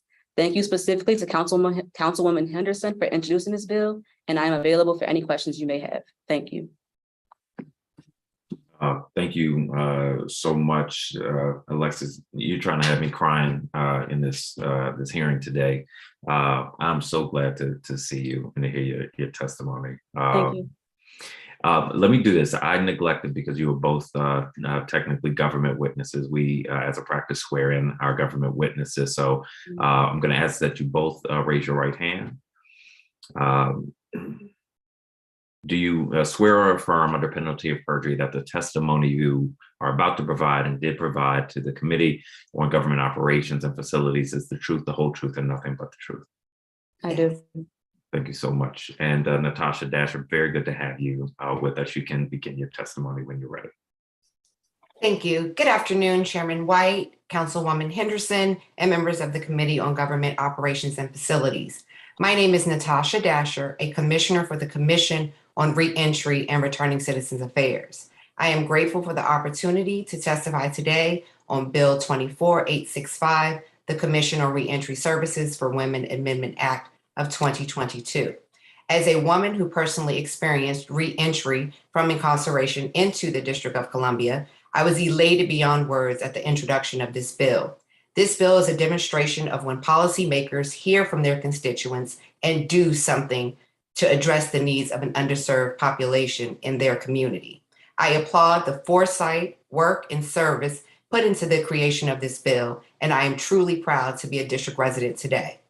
With that said, as a commissioner on the Commission on Reentry and Returning Citizens Affairs, the Commission, I do not believe there is a need to create an additional commission to focus specifically on issues relating to reentry needs of women. That is, the current Commission on Reentry and Returning Citizens Affairs, along with the Mayor's Office on Returning Citizens Affairs, also known as MORCA, jointly strives to assure that the needs of returning citizens' female populations are highlighted and focused upon, and not in the same way as the male population. I strongly believe the Commission on Reentry and Returning Citizen Affairs and MORCA can competently and effectively work to address the challenges that are distinct to women reentrants that we have demonstrated a capacity to do so in the past. Both entities provide a presence of successful female returning citizens in their early contact with those who have been recently released from custody. I believe seeing is believing to some, and the reinforcement of confidence is an emotional component of their transition that is often overlooked. The Commission currently has 2 female commissioners who are returning citizens, and MORCA has several female staff members who have successfully navigated reentry successfully and bring sensitivity to the discussion, as well as our advocacy on behalf of justice-involved women. These women provide important, needed role models for the female reentrants that come to our attention, letting them know, if I can make meaningful and lasting changes in my life, so can you. Another goal of the Commission for Reentry and Returning Citizens Affairs is to transform the at times negative images projected upon returning citizens, not for the distinction, but the depiction of the truth of who they really are. They are mothers, fathers, sons, daughters, sisters, and brothers. Indeed, they are our co-workers, church members, neighbors, friends, and even often our very own family members. I also believe through established collaborations and partnerships with the current pool of ex officio members of the Commission of Reentry Returning Citizen Affairs, we can continue to advise the Mayor and the City Council on the creation of workforce development and educational opportunities for women by making maximum use of the resources available within the respective organizations and institutions that the ex officio members lead and represent for our group. For example, the Commission has hosted resume clinics in the fall and spring that targeted its outreach to female residents of the Fairview Transitional House for their participation in overall benefit. At these sessions, employers and returning citizens who had overcome the challenges associated with a criminal record had achieved economic success in our community, made presentations, and gave advice to the participants as to how to successfully navigate the job market and entrepreneurship. This is but one example that reflects the potential of our group and gives me confidence that we can be of an invaluable assistance to reentrants of every gender, race, ethnicity, and kind. In closing, I am grateful that this committee has recognized the important distinction between the reentry needs of men and women who are striving to find their productive place in our community following their contact with our local justice system. However, I am also reassuring the committee that the current Commission for Reentry and Returning Citizens Affairs, along with the Mayor's Office of Returning Citizens Affairs, can provide the recommendations needed to facilitate a successful reintegration into the community for the women of DC. Again, I thank you for the opportunity to testify today, and I'm available for any questions you may have. I would also like to go back to earlier panelists that before I close about the addressing of the need for women in leadership in this particular community. I think they are absolutely correct. I am in full support of each one of them and their views on that there are not enough of us who have experienced this firsthand in this lane, in leadership roles as women. I think there have been many missed opportunities that we could have had as a city, that we could have helped women early on, including building a relationship with BOP. And I think there are just larger issues and hurdles that we face that are not just based off of a commission's recommendation. So again, thank you, Councilmember Henderson, for your introduction of this bill. And as always, Chairman White, for your support in the Returning Citizens Affairs. Thank you so much to both of our first two government witnesses. So, Ms. Dasher, you mentioned that there are currently two women commissioners who are also returning citizens on the commission. Is that enough? No, it's not. There are 3 or 4 vacancies on the commission? Yes, we currently have 4 vacancies. 4 vacancies. What skills or experiences do you think would benefit the commission in those vacancies? As the other panelists explained earlier, the age. I think age matters when it comes to the women because our needs are very different. I think Danielle, Commissioner Creek, and myself both come educated. We were both we were at middle 30s when we were faced with reentry and incarceration. We both were mothers. I think those of a different season of age bring a different need. And so when you have experiences, there's really no better person to explain or to recommend policy than someone who has lived it. And I think that's where between the age gap, educational gap with men and women, we struggle and we lack. I do understand that this takes courage.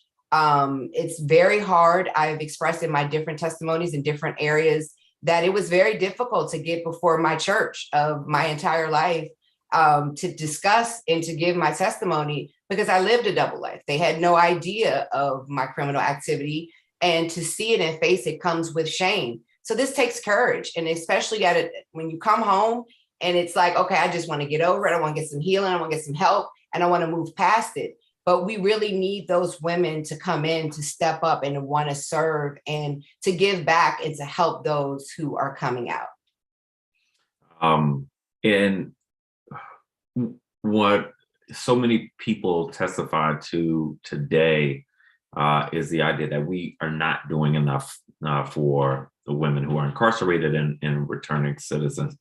This is a sentiment that you shared with me some years ago. Now, I can't even remember if you were on the commission yet, and I didn't think so. So I was glad to see you get into the commission, and you are a vocal advocate. And I do want people to know that you are there on the commission. Of course, you can't do this work alone. And even the commission, even if you get to good recommendations, you still need an agency and an administration that's going to implement it. And so all these things have to come together, and the council is going to have to fund it and support it.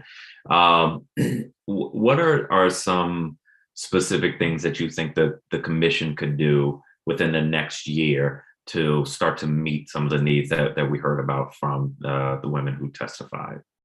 I took a tremendous amount of notes, and ironically, the commission meets tonight, so they're going to be full of all of my note taking from the different advocacy groups, the different CBOs that I think that we could build relationships with to assist in recommendations, hearing from them.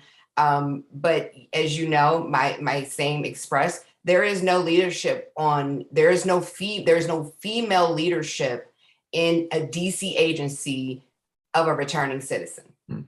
And I think that makes a difference.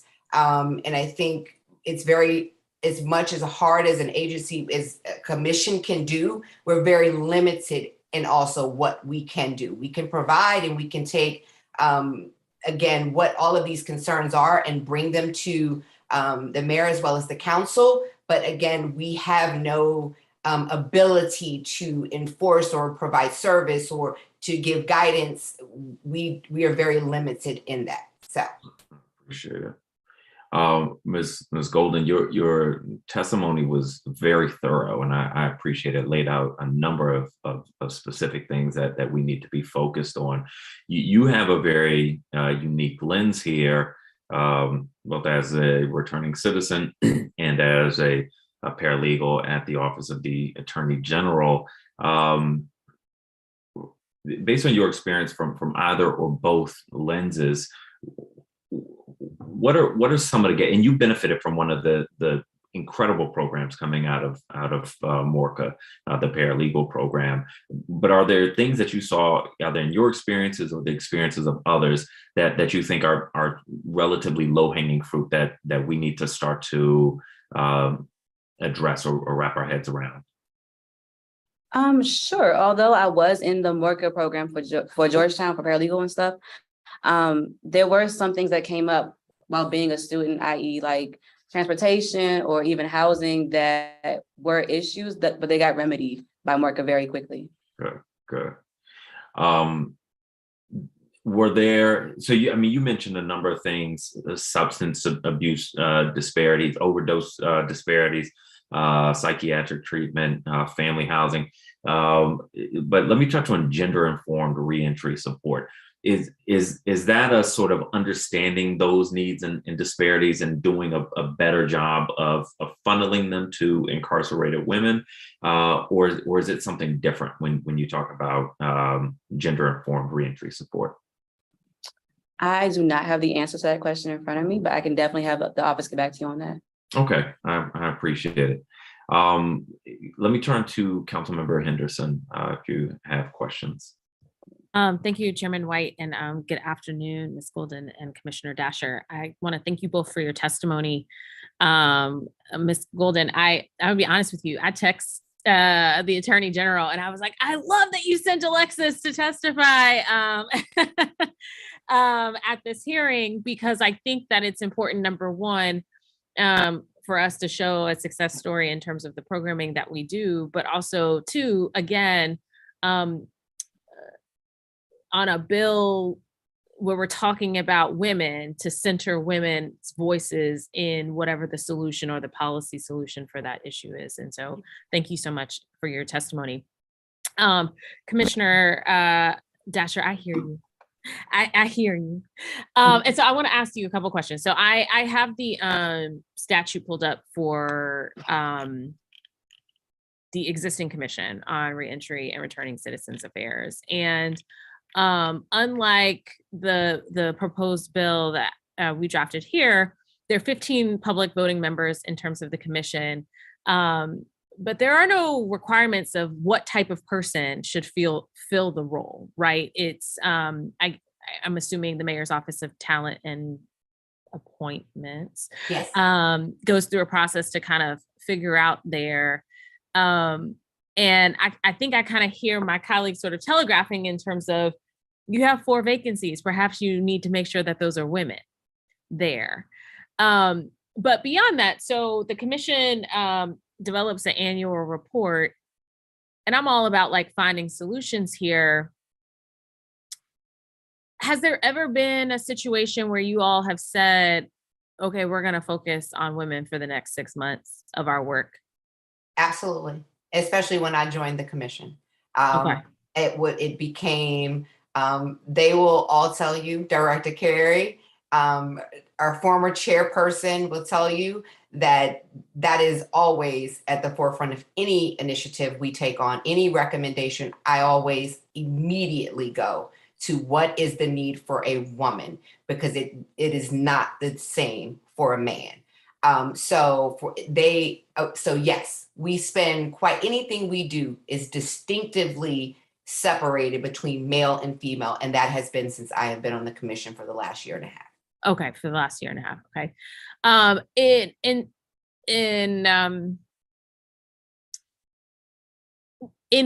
I guess in concert with the staff who are working to support the commission, what do you feel like your access to not only data, but also, recent surveys or understanding around how people are experiencing the system today? We don't have any. One of the things that I've been asking for the last 3 years of OSSI, or last 2 years of OSSI, specifically, a specific example is the data of how many children are affected by incarceration in DCPS alone. We just want a number.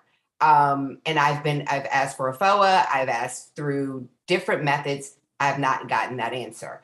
And so we have different hurdles where we try to get relationships with BOP so that we can start the reentry for women within 6 months to a year. We've asked Morca, can we be a part of the orientation process for women specifically?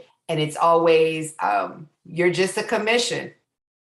You set recommendations, and we're kind of pushed over into the corner until it's time to do an annual report or it's time to give a recommendation. Then they're like, oh, give us this information. But in order to get those true recommendations, we need data. We need to know. Even come to council to ask for funding, we have to provide you with data. It's very, very limited. We go off of CCE. We use the same tools that you guys use to try to get those numbers of accuracy, but very limited resources. All right. And how often does the commission meet? Once a month. We meet monthly. We meet the second Thursday of every month. Okay. And I'm just trying to I hear you say, yes, when we put forth recommendations or have conversations, we are always thinking about both men and women. But I think that, at least in hearing from some of the testimony of the earlier panelists, there are some things that are very specific to women that I'm just trying to tug out. In my opinion, it's okay sometimes just to talk about the women and not to include them in the conversation. Not to include them in the conversation. You know what I mean, right? We have all kinds of programs, yes, in the city and around the country that are designed for men and boys, and very few on the other side for women and girls who are also similarly struggling, but it is different. Yes. And so if I am to say to Councilmember White, I hear you, and maybe we shouldn't necessarily do double here, I want to make sure that the existing commission, it is at least going to take up a focus, if not temporarily, but in the long term, that specifically is looking in a deeper way at the issues specifically affecting the women population.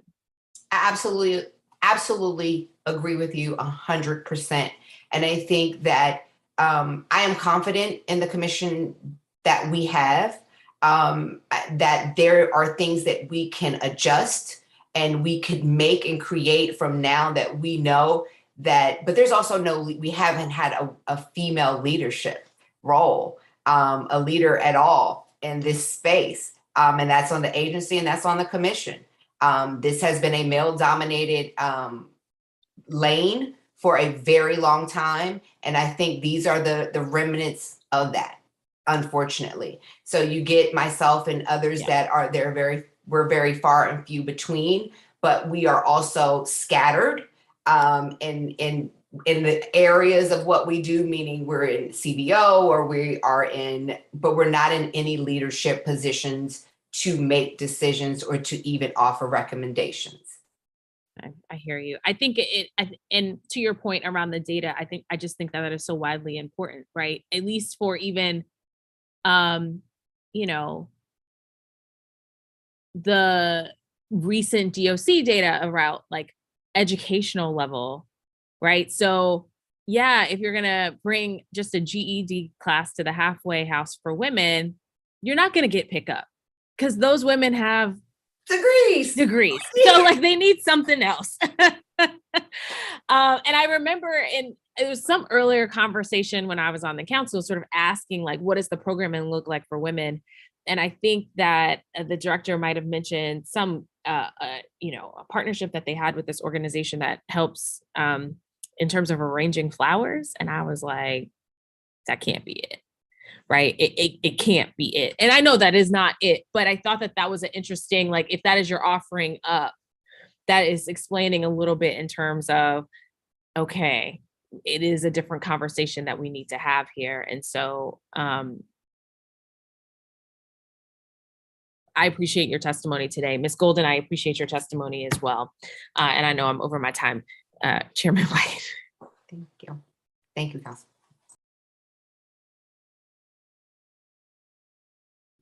There we are. Commissioner Dasher, thank you so much. Ms. Golden, thank you very much for being with us. I appreciate your testimonies on this, and we look forward to working with both of you all on this issue going forward.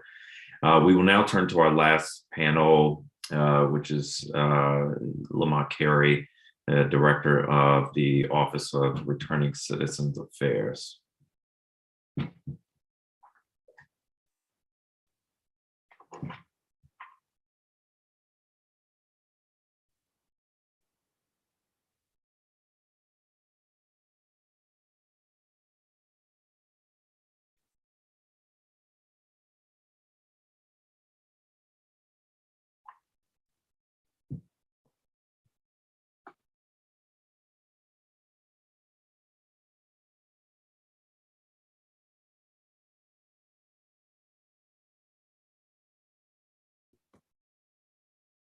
I am trying to see what about.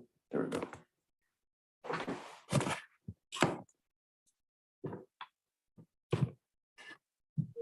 Welcome, Director. How you doing? Good afternoon. Good afternoon. As you know, it is the practice of this committee to put all of our government witnesses under oath. Do you swear or affirm under penalty of perjury that the testimony you are about to provide to the Committee on Government Operations and Facilities is the truth, the whole truth, and nothing but the truth? I do. Thanks so much. You can begin your testimony. Thank you. Good evening, Chairman White, Councilmember Henderson, Councilmember Pinto, members of the committee, staff, and members of the public. My name is Lamont Carey. I am the Executive Director of the Mayor's Office on Returning Citizens Affairs.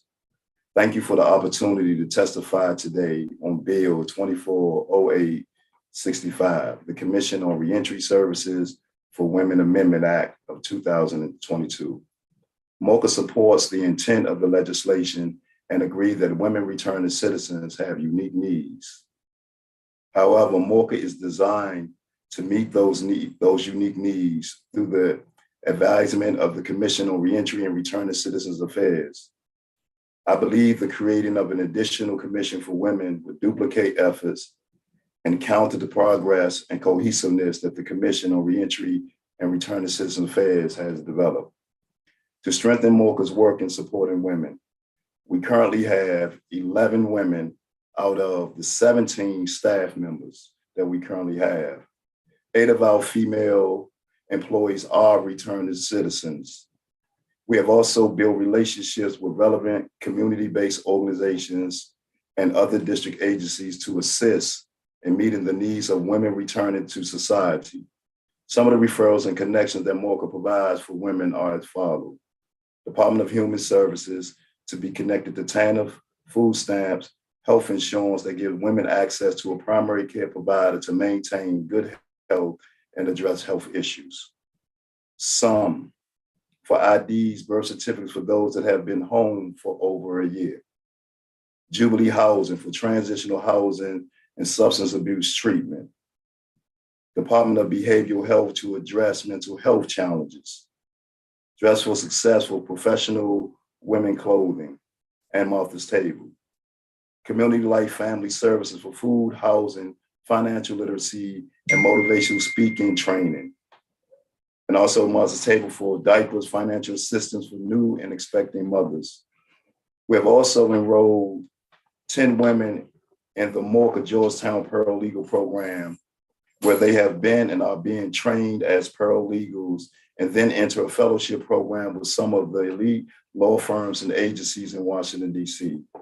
We refer those with entrepreneurial aspirations to the We Aspire Entrepreneurship Program and our collaboration with the Ready to Work program, where the participants learn soft skills and computer skills. In the very near future, we will begin partnering with DC Public Library to offer women basic and advanced computer training to enhance their computer skills as we provide clients with Chromebooks through our Powering Up initiative. We also are embarking on a collaboration with DISB to provide individual and customized financial coaching for returning citizens, including women. And in FY22, 15 women received housing vouchers. We have also been in communication with DC Housing Authority to change some of our individual vouchers to head of household vouchers to secure housing for women with children. As you are aware, Chairman White, MORCA also participate in the Commission on Reentry and Return to Citizen Affairs. This commission focuses on advising MORCA, the council, and the mayor on barriers that exist for returning citizens, including women. The commission has 3 dynamic women commissioners who are strong advocates for ensuring returning citizens receive a fair shot and a clear pathway to the middle class. The Commission on Reentry and Return to Citizen Affairs has been progressive in submitting legislation to remove barriers, most recently Restore the Vote.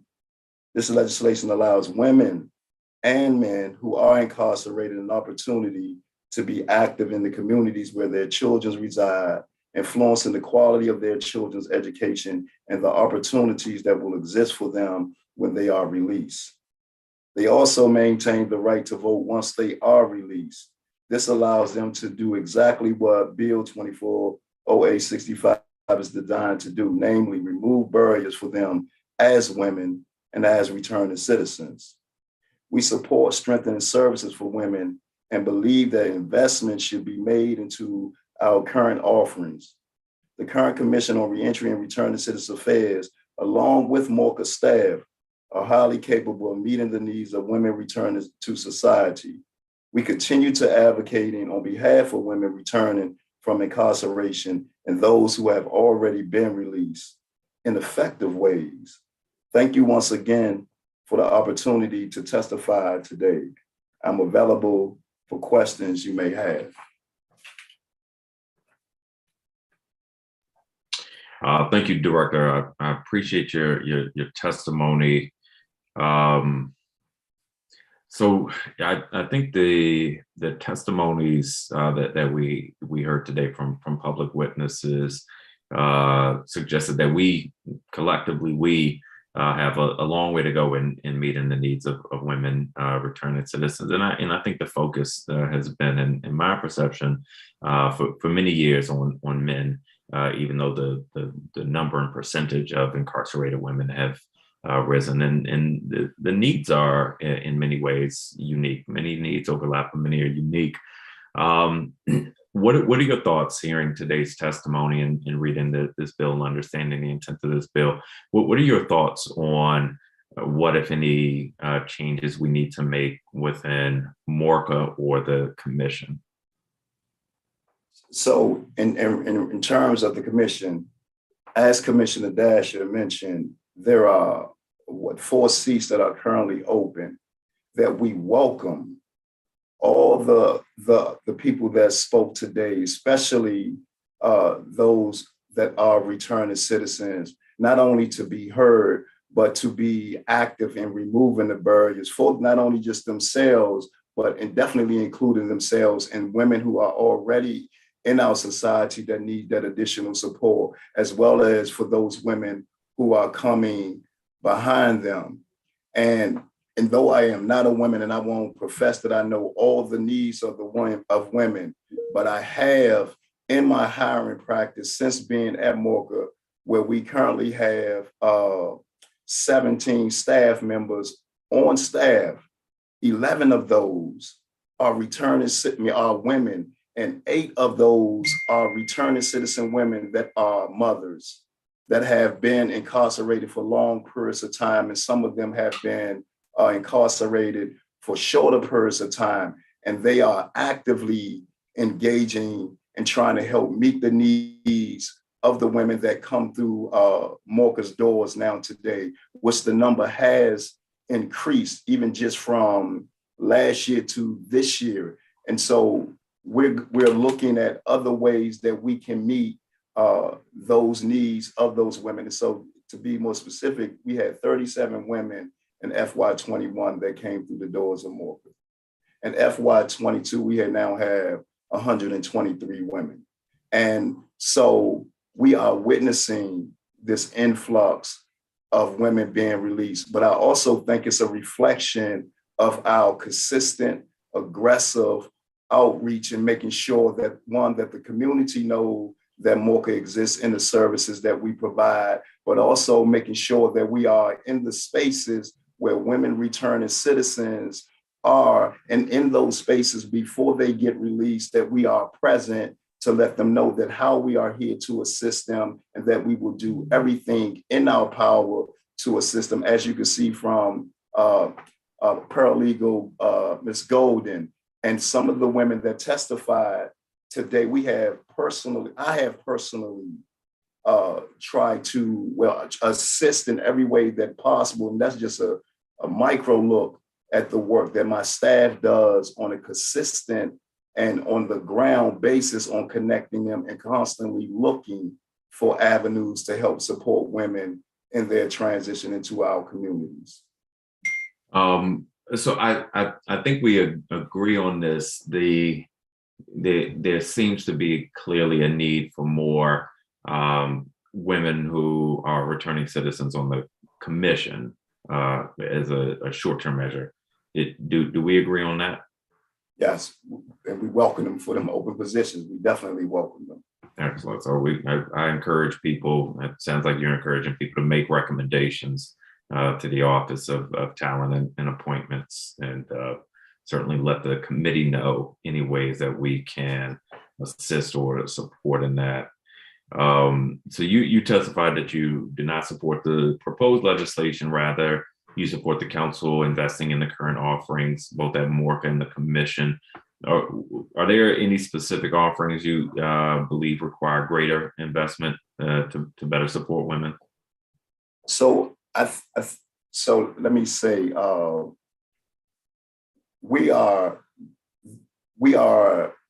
commission is getting ready to have their first chairwoman. And we have already have been in conversations, and she has agreed to be the first woman chairperson, Commissioner Dasher. And we're hoping that this will happen in as speediest time as it possible. So one, having more women definitely participate on the commission. Two, MOCA takes every opportunity that we can to strengthen our staff with the reflection of women population. And also, I think if the commission can look into anything, it will be how to strengthen CBOs that are currently doing the work. Some of the conversations that we have been trying to encourage is to create family reunification support groups for women as well as men, so that the families can understand some of the internal and external barriers that their loved ones going to be going through and how to best support them, as well as creating support groups specifically for women, so that give women those safe spaces to be truly authentic in their struggles as well as their successes. So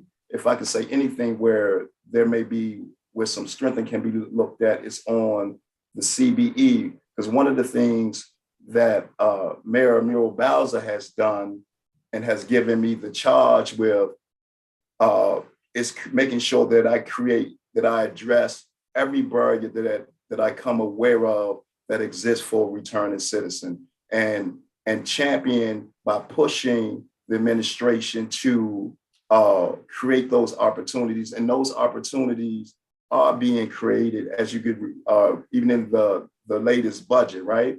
There is $1.5 million that is going towards infant and women with children, and also as well as so that. Then we have funding that comes specifically for returning citizens from the Office of Victim Services and Justice Grants to CBOs to remove barriers for returning citizens and help in certain ways, like potentially covering the first month and down payment for when moving and housing, as well as other funding potential to go towards family that are housing returning citizens to strengthen the stability of them being in that household. And us in conversation with DC Housing Authority to remove our vouchers from single individual vouchers to head of household, so that, because we are having individuals that are coming in, women that are trying to secure housing for them and their children. But previously, we only had single vouchers for individuals, and it went up from the 20 vouchers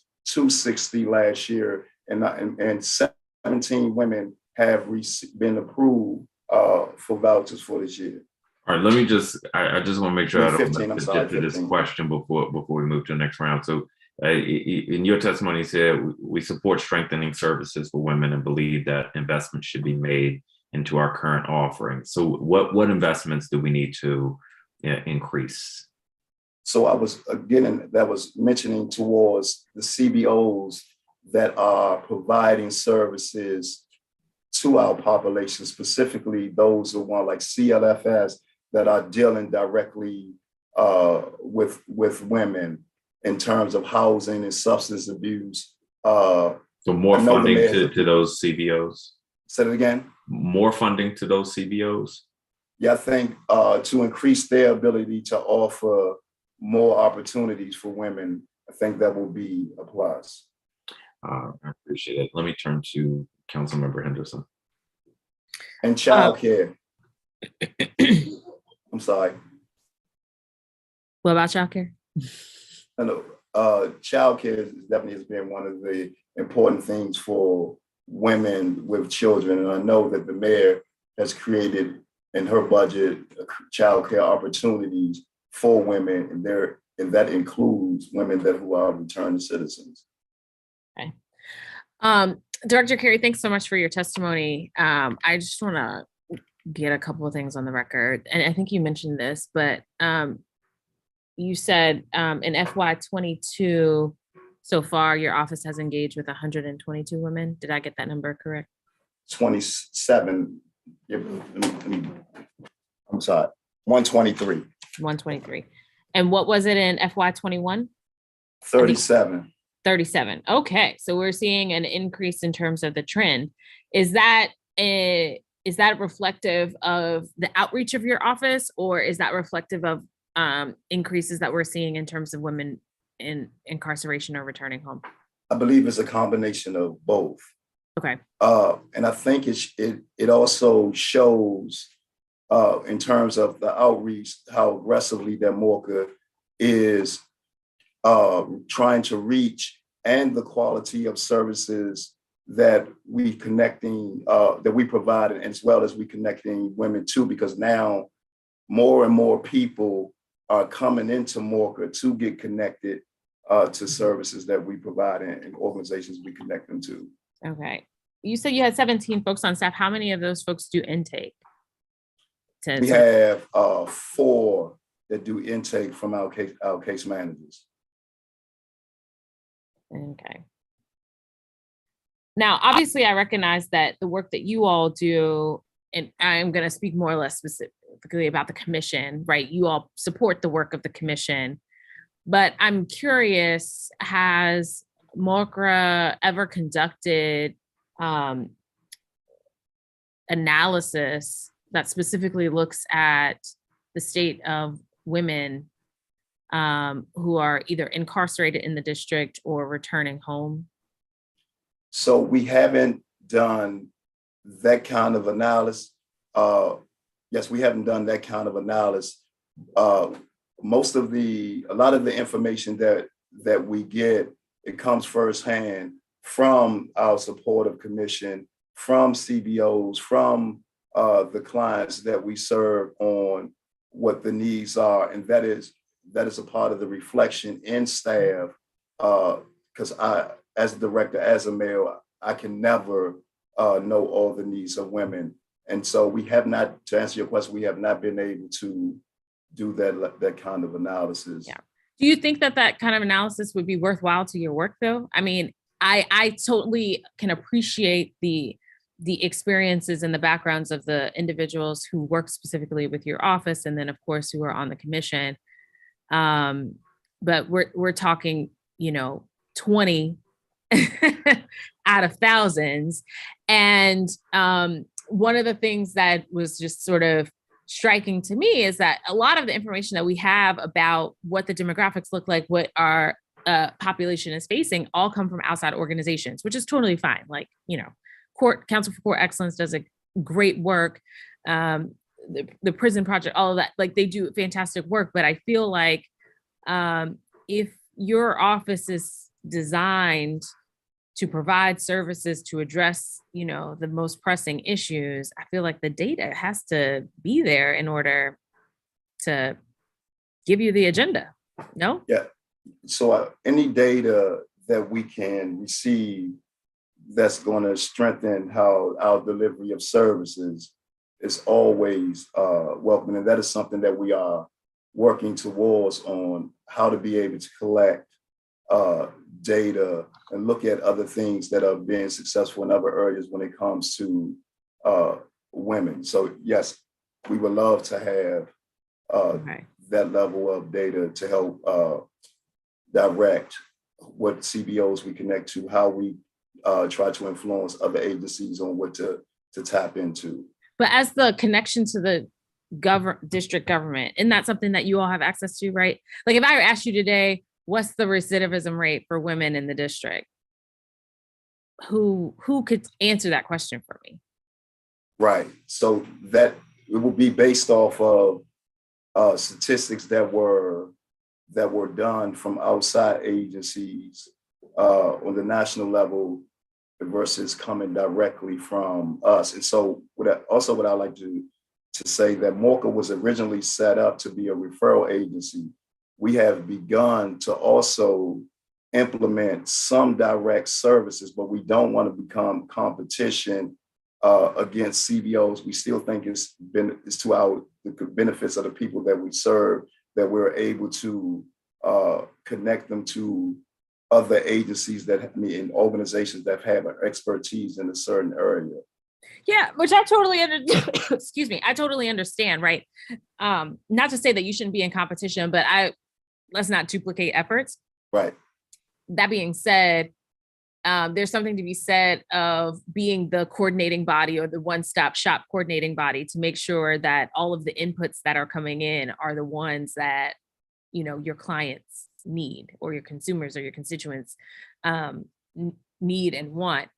And what I'm just trying to get at is something similar to what I was talking to Commissioner Dasher about, right? Is like, okay, if a standalone commission is not the appropriate way, I am trying to signal to our colleagues and our friends in the executive, this is an issue that is worth a focus.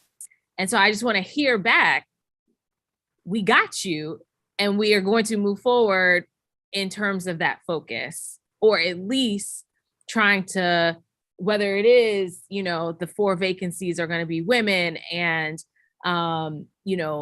let's start to cull together some of the data so we can answer some of these questions, so that the programming looks like, yeah, you hear me? Yeah. Yes, I completely hear you. And what I can say in response is that the administration has been working with MORCA to strengthen our infrastructure, to get us those things that we need and that will enable us to better serve the populations that we are charged with serving. But I'm definitely in agreement with you, and the administration sees that as well through our conversations with them. Even I think it's reflected in how many agencies now, government agencies, that are providing either funding for our population or even direct services like DOES with the Pathways program, like DSB's coming online to provide financial individual customized coaching. So I think as the government as a whole, we're starting to see this real focus on how to remove barriers for returning citizens so that they can be successful. But I am in agreement with you, as well as the administration, in terms of how they're trying to help us strengthen our infrastructure. Okay, I'm over my time, Chairman White. Thank you. So, as you know, Director, returning citizens who identify as women are a fast-growing population among the returning citizen community. In your testimony, you enumerated a list of seven referrals and connections that you have made to the benefit of returning citizens who identify as women. Out of the 7, only 3. Well, not only 3 appear to be specific to the needs of women. And so I want to dive deeper into those 3 very quickly. On Dress for Success initiative for professional women's clothing, how well is this initiative working, and how frequently does it reoccur? So it depends on, so all of the connections to clothing is more professional dress, right? It depends on the woman's need in terms of if she has an interview going, she has to go on, or if she needs professional attire for work. So, but one, I also mentioned Martha's Table. And through our collaboration with Martha's Table, we provide returning citizens and specifically women, but also inclusive of men, a card, almost like a credit card that we give them, that it replenishes every month, where they have allowable up to $40 to get some slightly used work attire. So, and I think this year we've already given out, I think somewhere around 200 of those cards. I don't have the immediate breakdown of how many of those were women. So this isn't like an event that just happens like at set periods. This is something that people can call you for, and then they can. Yes. Individual. Okay. And on the Martha's Table partnership, I'm really happy to know that MORCA has consistently connected new and expecting mothers to a resource to secure diapers, clothing, and financial assistance. How many women has MORCA referred to that service? So I will have to get back to you on the amount of people. Just when there is a need, whatever the need is, my case managers look at the collaborations that we currently have, and we refer them to whether it's an agency or CBO that can meet that need. Okay. And the third one, you mentioned DHS has helped women get access to primary care providers. How does ORCA identify this need for the women that you serve? So in several, one particular way, when an individual comes into MORCA, their first line of engagement here is to sit down with the case manager that conducts an assessment to determine what the needs and the wants are. And so if health, well, one of the things when a person first get released, we want to make sure that we connect them to DHS. So at a minimum, they are able to get health insurance to meet whatever the needs is. If it's mental health needs, they'll have the insurance that covers the cost, whether it is connecting to the primary care provider so that they can have their health needs meet. So every female that comes into MORCA has that conversation and suggestion to be able to connect them to a DHS to be connected to those services. Are there any, how do you, so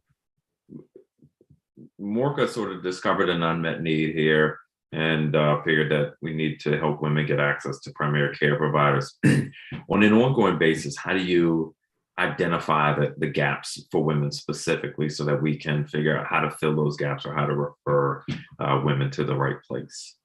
So currently, as I mentioned earlier, it's from our commissioners, it's from the CBOs, and it's more directly, it's from the women that when they sit down with the case manager and they go through the assessment process, they disclose what the needs are that they are trying to address. Because some have been on medications while incarcerated.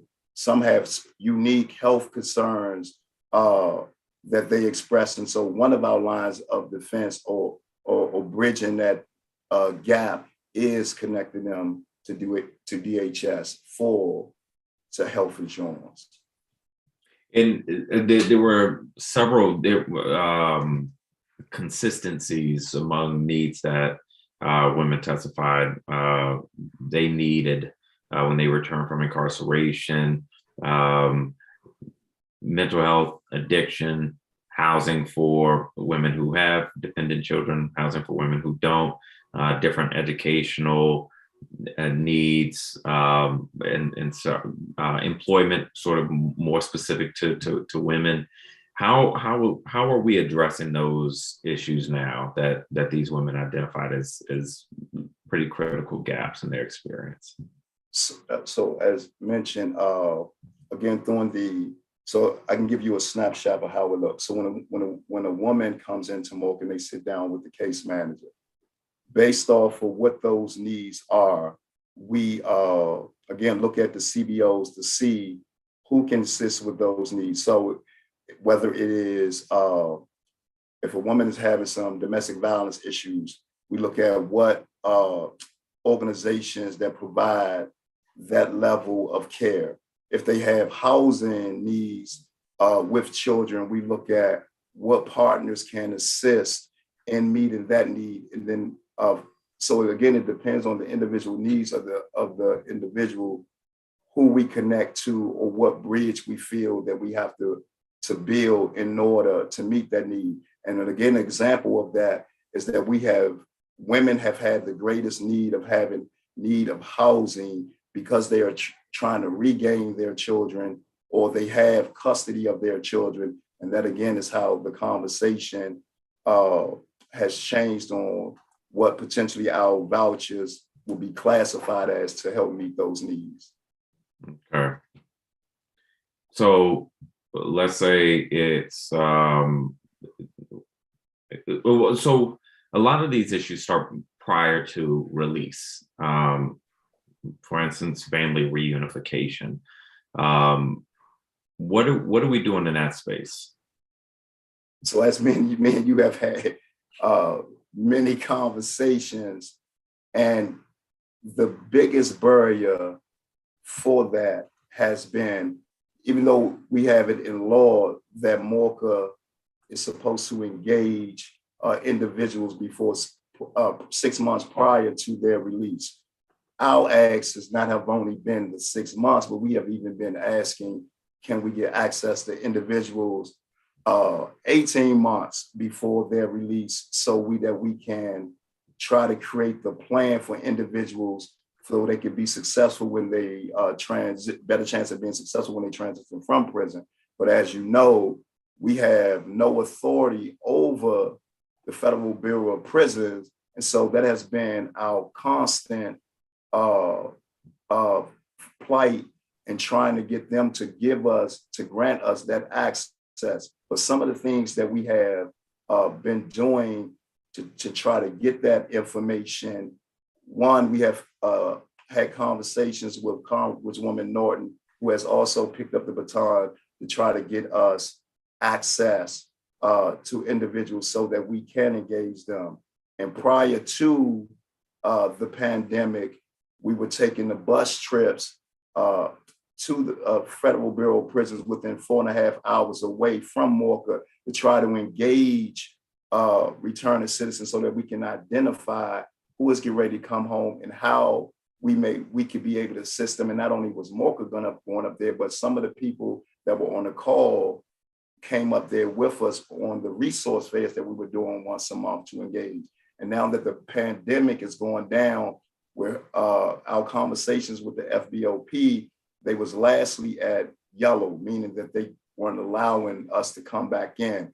But just as of yesterday, one of my outreach specialists has been in communication with 2 of the institutions that want to have a conversation so that we can begin that outreach again. So that is favorable in helping us to connect with them. Other ways that MOCA has collaborated with CIC to go in with them on some of their inspections of conditions. And that has given us an opportunity to engage returning citizens and be able to connect with some of those in those institutions that are in the process of coming home. One of the other significant things that we have been able to do, those that have been going up for IRA, those that have been going up for Second Look, those that have been going up for compassionate release, our case manager team have been a part of creating their reentry plan that's even being presented to the judge and has helped some of them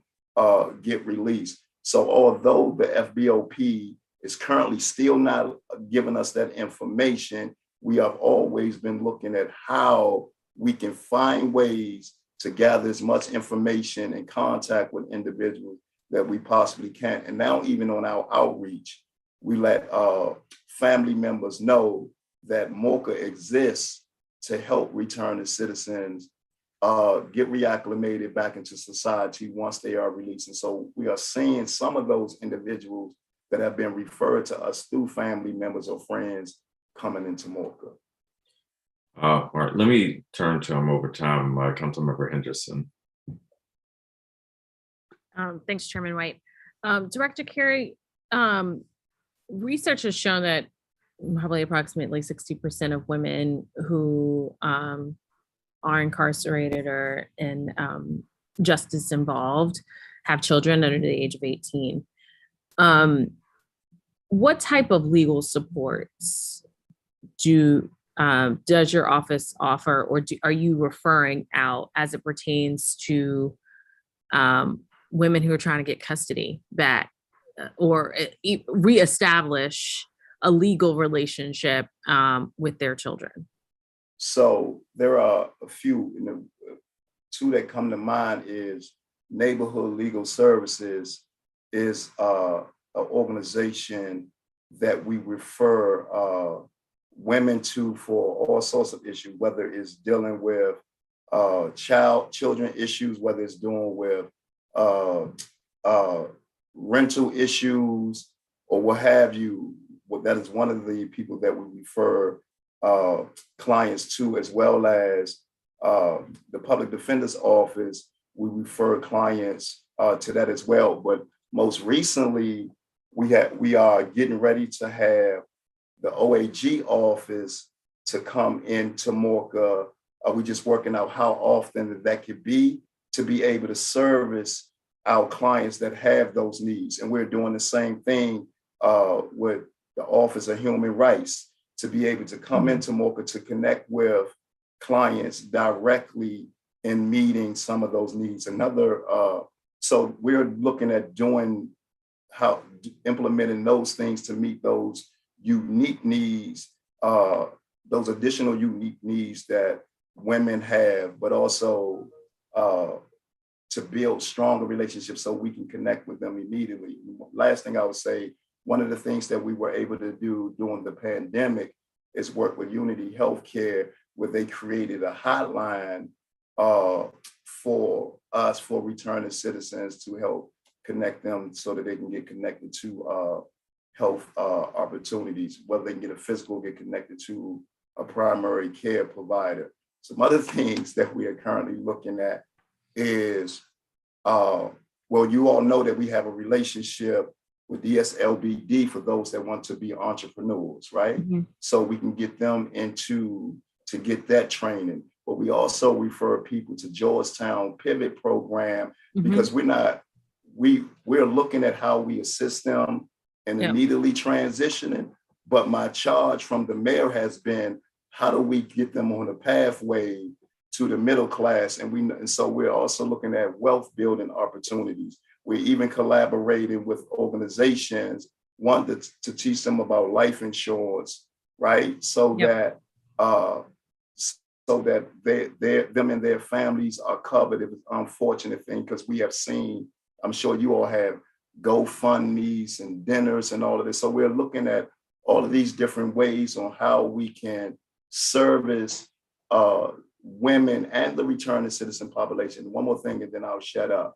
We're also with doing this outreach with MPD, 202 for Peace, and other partners in communities. We have begun to target community organizations that are actively working with returning citizens and connecting them with other CBOs that can come into the community and try to help to meet those needs of those residents. So those are some of the things that we have been working on and some of the things that we are currently trying to implement. Okay. Is there, in terms of the structure of your office, is there anyone who's like, their only job is to focus on programming for specific populations? I'm not sure if y'all are organized in that way. And if you're not, that's fine. I'm curious.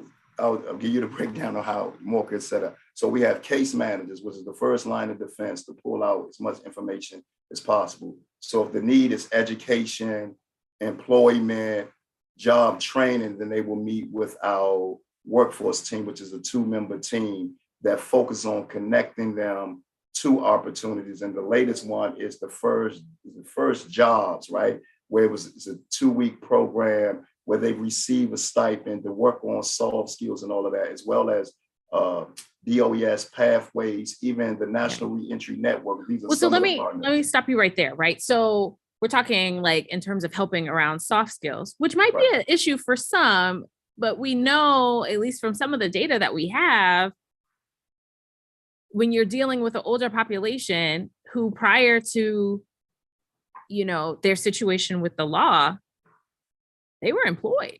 Right. Correct. So hitting me back to, and maybe it's not you all, maybe it's just sort of the thought in terms of like what we're doing with, DOES and those kinds of things.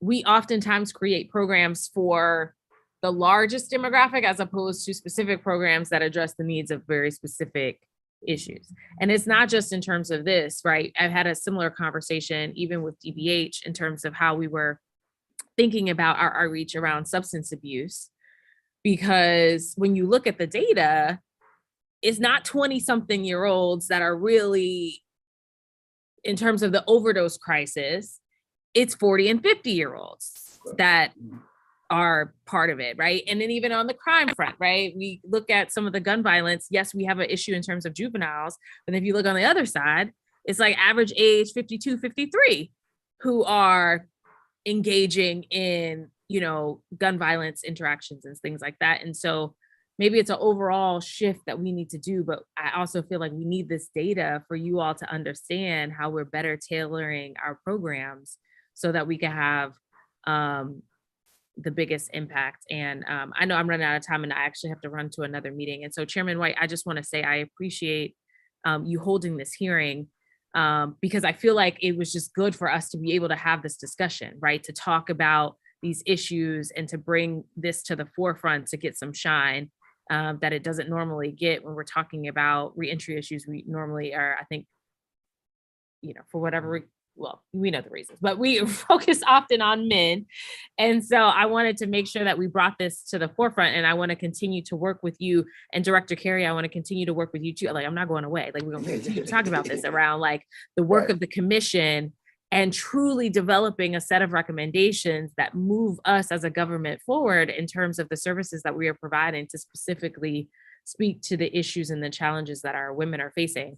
And it is not something that you have to do alone, because as we were sitting here, and I was hearing the testimony from the public witnesses earlier, where they're talking about the challenges with housing and DCHA and all this stuff. And I'm sort of thinking to myself, damn, probably some of them are on that wait list that hasn't been cleared in decades. So before you go, I was able to witness your passion when the Supreme Court overturned the abortion rights, when you were standing there with the mayor and spoke at Woodman Walker Clinic, I believe it was, right? I witnessed your passion, as well as the infant and maternal summit when Taraji P and them, that's Taraji P, Tony Braxton's sister. Tamar was on the stage talking about fibroids and post-traumatic stress disorder. So mind-blowing things for me. But again, I'm fortunate to have you as part of the commission that is advocating, and I know going to push just as well as Councilmember White pushes us to ensure that we meet the needs of returning citizens. But y'all push, the mayor pushes me even harder. And I just don't want it to be missed that we are not doing everything within our current power to meet the needs of women returning citizens. And when you mentioned about soft skills and that some individuals have had jobs before they went in prison, one of the things that we've learned, because prison is this whole other animal, right? Where sometimes some institutions you have to become less talkative, more aggressive demeanors. And so everybody that comes home can benefit from soft skills. And those that do have those next level skills, we are trying to find them employment. And to be quite honest with you, some of them are employed in MORCA as case managers, as workforce, as peer navigators. And most recently, within the last month, we've hired an individual, a woman, Ms. Johnson, that was in the Pathway program by DOES.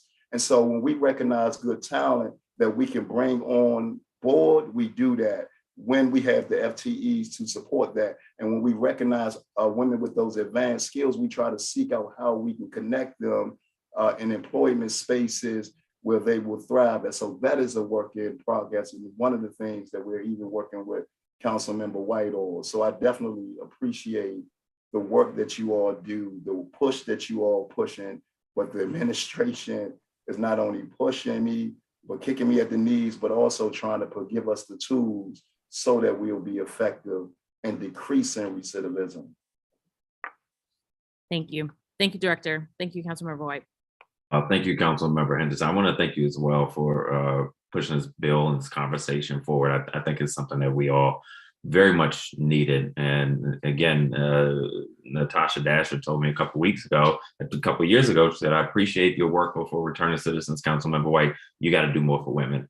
And so I think this is a space that we have to really be deliberate about focusing. And what I think I'm hearing from Councilmember Henderson, for your benefit, Director Carey, she's probably gonna have some questions at your oversight hearing specifically to what progress we've made for women.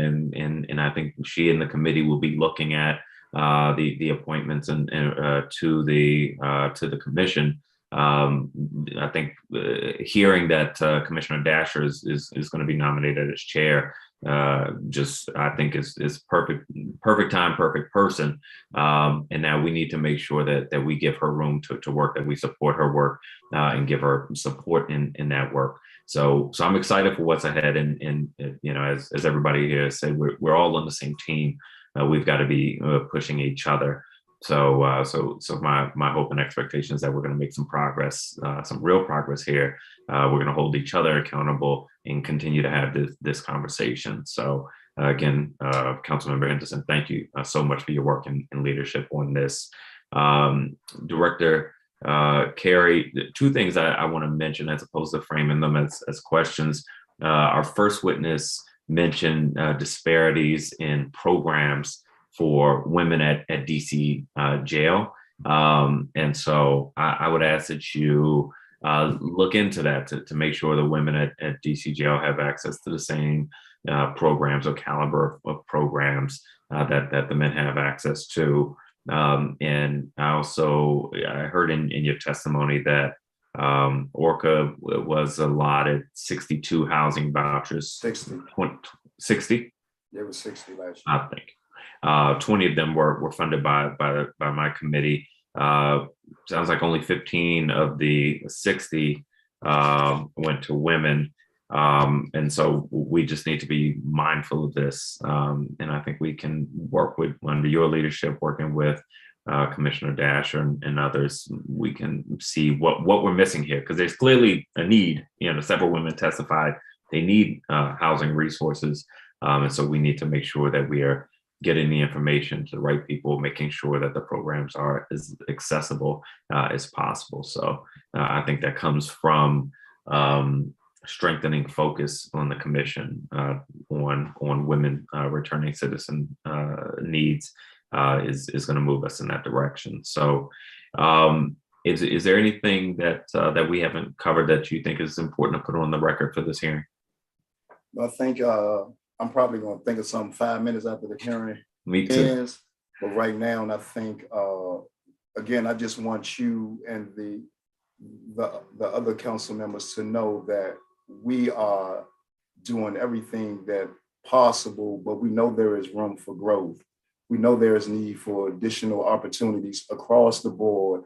And I love the direction that the mayor is going in and pushing us in. And one of those directions is not just look at opportunities that are specifically for returning citizens, because at the end of the day, it's part of a fair shot in the pathway to the middle class is to us to look at all the clients we serve as DC residents. And so that has expanded the level of opportunities that can exist for our population. And again, I think it's being reflected throughout government on our aggressiveness, on how we service these clients that should be guaranteed upon release a second chance. And so that is what we're doing, and in conjunction with your support. So we're gonna keep up, we're gonna keep doing the good work, and we're gonna keep looking at, we're never gonna be satisfied that we have done enough, because as long as there is a barrier, there's work for us to do more. I appreciate that. Again, I want to thank you and your team, Director Carey. I want to thank all of our other government witnesses and all of our public witnesses. I also want to note for anyone who wants to submit testimony, you can submit written testimony that will be made part of the official record. Please email that testimony to the committee at facilities@dccouncil.gov, facilities@dccouncil.gov. The record for this hearing will close at the close of business on Thursday, October 27th, 2022. So submit any testimony before then. With that, the business of this hearing is concluded. The time is now 3:04 p.m. This hearing is adjourned. Thank you again. Thank you.